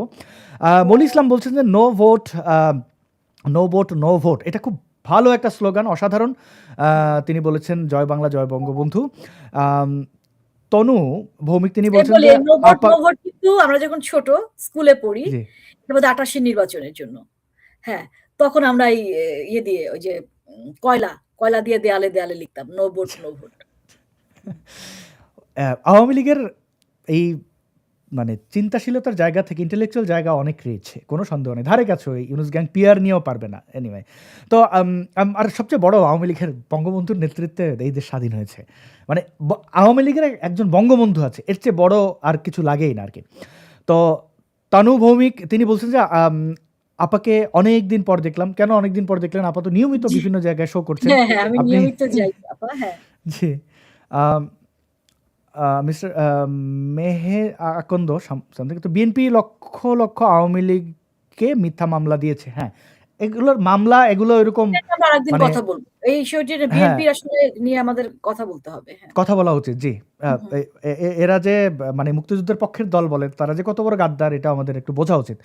তনু ভৌমিক আরও লিখেছেন যে আমার কাছে আপার কাছে আমার জানার আছে আমার তিনি বলছেন যে নির্বাচন হওয়ার সম্ভাবনা কতটুকু এটা জি এই মুহূর্তে সেটা আসলে যদি আমরা আপনি টোটাল যে রেজাল্ট দিয়েছি যে তারা আসলে চাইবে না নির্বাচনটা হোক। যদি হতেই হয় সেই নির্বাচনের ফলাফল ওই যে অলরেডি বলে দিয়েছি 180 দিন পর্যন্ত তাদের এই গণপরিষদে লাগবে। ক্ষমতা আসলে নির্বাচিত যে দল তাকে দেয়া হবে কিনা। আরেকটা বিষয় হচ্ছে যে নির্বাচনে দেশের 50% মানুষ, এটা হচ্ছে কনফার্ম, যারা আওয়ামী লীগের কর্মী সমর্থক, যাদের অংশগ্রহণ নাই সেই নির্বাচন আসলে কতটুকু ভ্যালিডিটি পাবে, রাইট? রাইট। এবং DE9 আচ্ছা তিনি বলেছেন যে সবাই প্রস্তুত থাকুন, ভোটের পর সবার আগে এয়ারপোর্ট বন্ধ। শুধু এয়ারপোর্ট না, সব কিছু বর্ডারগুলো আপনার যদি সীমান্ত এলাকায় হয়, স্থানীয় যারা দালাল পাচার করে এদের সবাইকে সতর্ক করে দিতে হবে। কেউ যেন শাস্তি তাদের প্রাপ্য তাদের বুঝিয়ে দিতে হবে, এটা অবশ্যই। আর এয়ারপোর্ট বন্ধ সবচেয়ে সহজ। ইনফ্যাক্ট ভারতের সাথে যে পরিমাণ তারা ঝামেলা করেছে, ওরা ফ্লাই করে কোন দিক দিয়ে যাবে এটা একটা বড় প্রশ্ন। পার্থ বলেছেন যে আসাদ ভাই বীর মুক্তিযোদ্ধা তাজুল ইমাম স্যারের সাথে একটা প্রোগ্রাম, যে উনি একটু আমেরিকার বাইরে আছেন, তিনি তার গৃহে ফিরলে অবশ্যই তাকে পাবো। আমার তাজুল ইমাম ভাইয়ের সাথে কথা হয়েছে। এবং এই যে মুক্তিযোদ্ধা মানে হুমায়ুন আজাদের ওই কথা ভুল হয়ে যায় যে না ওটা ওইভাবে বলেননি। হুমায়ুন আজাদ বলেছেন যে রাজাকার আজীবনের রাজাকার, একজন মুক্তিযোদ্ধা আজীবনের মুক্তিযোদ্ধা নন। তবে সেখানে আমরা অনেক এই তাজুল ইমামদের মতো মুক্তিযোদ্ধারা পেয়েছি যারা শুরুতেই যখন এই 5ই আগস্ট দেখার পরেই উনি চিৎকার করেছেন এবং এখনও কথা বলে যাচ্ছেন, এবং সেই কণ্ঠ, তার বলার ধরন, বাচনভঙ্গি আপনারা সবাই জানেন। তিনি বলেছেন যে ওনাকে আমার অনেক ভালো লাগছে দেখে, এটা বলছেন রুমা আপাকে। হ্যাঁ, উনি আমাদের চিরসুন্দরী আপু। সুপারম্যান তিনি লিখেছেন I just use to love Bangladesh so much but now not anymore. না, বাংলাদেশকে বেশ আমাদের এটা অপরাধ করেনি। জি হ্যালো ইউএসএ তিনি বলছেন হ্যালো টি ইউএসএ। আচ্ছা, ভোট ইঞ্জিনিয়ারিং জামাত ক্ষমতায় আসবে, যদি এসেই যায় তাহলে কি হতে পারে? ভোট ইঞ্জিনিয়ারিং করে জামাত ক্ষমতায় আসবে, এরা আজীবনের চোর বাটপাড়ি চেষ্টা তারা করবে। আমার ধারণা যদি তারা এরকম কোনো কাজ করে তাহলে আওয়ামী লীগ আর বিএনপির দুইজনেরই কিল খাবে। আওয়ামী লীগের কিল তো খাবে, এটা তো অবধারিত, কিন্তু বিএনপির কিল যুক্ত হলে আসলে তারা মানে যেতে পারবে না বঙ্গোপসাগর দিয়ে, পাড়ি দিয়ে কোথাও যেতে। ভারত তো মিয়ানমার হবে না, কারণ করিডোর খেলা অনেক কিছুই করেছে। গর্তে লোক যাওয়া ছাড়া আর কোনো উপায় নেই। গর্ত থেকে বের করার এখন অনেক প্রযুক্তি বের হয়েছে, তো চিন্তার কোনো কারণ নাই। এবি বিশ্বাস বলছেন যে নূর ভাই আমার বাড়ির সামনে দিয়ে স্লুইস গেটের পাশ দিয়ে জলের পাড় যাচ্ছিলাম। আচ্ছা, ধন্যবাদ। হিবিজিবি বলছেন যে আসাদ ভাই আপনার প্রতিনিয়ত লাইভ করার দরকার, আপনার চ্যানেল সবচেয়ে বেশি লোক দেখে। সবচেয়ে বেশি লোক দেখে না, ব্যাপারটা এরকম না, তবে আমি নিয়মিত লাইভ করছি যতটুকু সম্ভব আর কি। ভারতের সাথে আমাদের স্বামী স্ত্রীর সম্পর্ক, ভারত আমাদের স্বামী, আমরা ভারতের স্ত্রী, জয় বাংলা, জয় হিন্দ। এটি একজন লালবদর এসে কমেন্ট করেছেন। আমরা 2013 গণজাগরণে বলতাম language is very difficult to hide, এবং কাঁঠাল পাতা টেস্ট, কেপি টেস্ট। হ্যাঁ, না, আমি এটা একটু তুমি যে জবাব দেই। আসলে জি এটা উনি যে মন্তব্যটা এখানে করেছেন, এটা আমাদের সাবেক এক পররাষ্ট্রমন্ত্রী উনি করেছিলেন। এটা একেবারে ওনার ব্যক্তিগত একটা মন্তব্য। জি তবে উনি আসলে সম্পর্কের জায়গাটা, উনি হয়তো শব্দ ব্যবহারটা হয়তো আমারও ভালো লাগেনি, এটা সত্যি যে এটা আমরা, তবে ভারত আমাদের পরম বন্ধু, প্রতিবেশী জি রাষ্ট্র, এবং 1971 সালে তাদের হাজার হাজার সেনা সদস্য যুদ্ধে প্রাণ দিয়েছেন আমাদের যুদ্ধে। এবং জি পৃথিবীতে যেটা বিরল, সেটা হচ্ছে 72 সালের মার্চের মধ্যে তাদের সমস্ত সেনা সদস্যরা ভারতে ফিরে গেছেন। এটা হুম, কিন্তু পৃথিবীর কোথাও দেখতে পারবেন না। কারণ ভারত বিরল। একটা যেকোনো একটা অজুহাতে এদেশে থাকতে পারতেন, রাইট? হুম হুম হুম, এবং তাই থাকেন। অন্যান্য দেশে আমরা দেখেছি যে এরকম যুদ্ধে সহায়তা করেছেন যারা, তারা কিন্তু রাতারাতি চলে যাননি। জি এবং এই যে একটা চুক্তি এ পর্যন্ত দেখাতে পারবে না, এই বা বাতিল করেনি, যেটা বাতিলযোগ্য, যেটা ভারত আমাদের কাছ থেকে শোষণ করেছে। সেই জায়গাটা থেকে উনি হয়তোবা সম্পর্কটা এভাবে বলেছেন। তবে জি স্বামী-স্ত্রীর সম্পর্কটা খুব খারাপও হয় অনেক সময়। জি, একমত। এটাই আমি একটু বলি, আমি যেহেতু সিলেটে বড় হয়েছি, মানে বাড়ি গোপালগঞ্জ হলেও জন্মের পর থেকে বাবা এখানে চাকরি করতেন। তো দেখেন, সিলেটিদের বাংলা শব্দের ভান্ডার সীমিত। তারা সাধারণত বাংলা ভাষায় কথা বলেন না। সিলেটি একটা তাদের নিজস্ব বর্ণমালা আছে, নাগরি। তো সিলেটিরা সিলেটি ভাষায় কথা বলেন, এবং যখন বাংলায় কথা বলতে চান, এটা আপনি দেখবেন নুরুল ইসলাম নাহিদের ক্ষেত্রে একই জড়তা ছিল। আপনি দেখবেন আমাদের আবুল মাল আব্দুল মুহিত সাহেবের একই, সাইফুর রহমান সাহেবের, অর্থমন্ত্রী সাইফ ওনার একটা হ্যাঁ, ওনার একটা জোকস আছে যে ওনার অফিসে একজন গেছে চাকরি নেওয়ার জন্য। তো উনি বলছেন সোয়েটার পরে এসো। তো ওই লোক চিন্তা করছে গরমের মধ্যে মানে সোয়েটার পরে এসো। তো উনি সোয়েটার গরমের পরে মধ্যে আসছে। সোয়েটার পরে আসছে। তারপরে হ্যাঁ। সাইফুর রহমানের কাছে আসছে, যখন বলছে যে তোমারে হইলাম সোয়েটার পরে আসতে। তো বলছে স্যার আমি তো পরছি সোয়েটার। বলছে যে, হু, হু। সোয়েটার না, সোয়েটার না, সোয়েটার, সোয়েটার, 6 6টার পরে আসো। তো ওহো! আমরা 6টার পরে এসো। উনি উনি সোয়েটার, তো মন্ত্রী যেহেতু বলছে সোয়েটার পরে আসছেন। তো এইটা হয়। এবং এই যে চুম্মা বাবা শফিক, সেও কিন্তু নাসিরউদ্দিন পাটোয়ারি বলছে সেনাপতি নাসিরকে দিলাম, নাসির। এগুলো হয়। স্বামী স্ত্রীর বুঝাইতে উনি মধুর সম্পর্ক বলেছেন। মধুর সম্পর্ক বলতে কি, আপনার বাবা মা তাদের সম্পর্ক দেখেন না? এটা কি স্বামী স্ত্রী মানেই কি শুধু সঙ্গম? এইটা বাদ দিয়ে চিন্তা করতে হবে। এবং স্বামী স্ত্রীর সম্পর্কের মধ্যে এটাও বোঝায় ঝগড়াঝাটিও হয়, এবং সমতা বোঝায়। স্বামী স্ত্রী, অবশ্য পুরুষতান্ত্রিক বাংলাদেশে মনে করে স্বামী হচ্ছে প্রভু আর স্ত্রী হচ্ছে নিচু। এবং যেহেতু ভারতের প্রধানমন্ত্রী মোদি এবং বাংলাদেশের প্রধানমন্ত্রী একজন নারী, তাই স্বামী স্ত্রী ওইভাবে এই জামাতিদের কল্পনা, ওই এখানে সে কমেন্ট করছে ও কিন্তু জামাতি, এটা এই কল্পনা থেকে বের হন। স্বামী স্ত্রীর সম্পর্ক পৃথিবীর সবচেয়ে গাঢ় তীব্র সম্পর্ক, এবং পৃথিবীর সবচেয়ে বোঝাপড়ার সম্মুখের সম্পর্ক, না, না, সবচেয়ে বেশি বোঝাপড়ার বোঝাপড়ার সম্পর্ক, সম্পর্ক। সবচেয়ে, ওই গান আছে না, তু মেরা দুশ্মন দুশ্মন তু মেরা, মানে পৃথিবীর সবচেয়ে শত্রুতার সম্পর্ক স্বামী স্ত্রীর। তো একদম, এইটা সেটা তো কোনো বলছি। ছাড় দেয় না কেউ কাউকে। কেউ কাউকে ছাড় দেয় না। ছাড় দেয় না। তো বাংলাদেশের সাথে আসলে ভারতের সম্পর্ক কি ছিল? ইউনিচার আমলে তো দেখলামই। হ্যাঁ, ভারত একের পরে ট্রান্সশিপমেন্ট বাতিল করছে, ট্রেডের বিভিন্ন জিনিস বাতিল করছে। বাংলাদেশের বাতিল করার মতো কিছু নাই। বরং আদানি নিয়ে ওরা প্রথমে নাটক শুরু করেছিল, আদানির কাছে নাকে খত দিয়ে মাপ চেয়ে, ক্ষমা চেয়ে, তারপরে তার বিদ্যুৎ কিনছে। টাকা না দেওয়ার জন্য সে জরিমানাও দিয়েছে। অপরদিকে খাদ্য শস্য যা আছে তা তো, এই যে ভারতের ক্রিকেট টিম কেন যেতে দেবে আপনি না, তো বলেন যে মন কামন ইলিশ পাঠানো। 26 আম লক্ষ পাঠানো।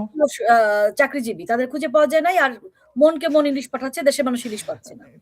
আসিফ নজরুল্লাহর আর কথাই মনে করেন না। শিক্ষক হিসাবে মির্জাফর যেরকম একটা স্ট্যান্ডার্ড, একটা মাপকাঠি, আসিফ নজরুল হবে বাংলাদেশের মানে ওইরকম একটা মানে মানে শিক্ষকদের মধ্য থেকে কাউকে এরকম দেখতে হবে, এটা আশা করি নাই, কিন্তু তাই সত্য অবধারিত।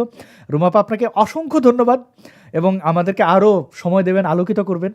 আমরা জানতে চাই, শিখতে চাই। অনেক ভালো থাকবেন, এবং আপনি আপনার দায়িত্ববোধের জায়গা থেকে যে ভূমিকা রাখছেন, এই জন্য আলাদা করে আপনাকে ধন্যবাদ এবং কৃতজ্ঞতা।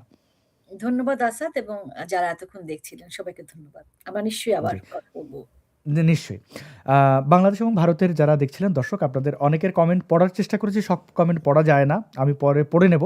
আপনাদেরকে ধন্যবাদ আমাদের সাথে ছিলেন, এবং বিশ্বের যে যেখান থেকে দেখছেন, আপনাদের যার যার সময় অনুযায়ী শুভ সময়। আমাদের বাংলাদেশ শত্রুমুক্ত হোক। জয় বাংলা। জয় বাংলা।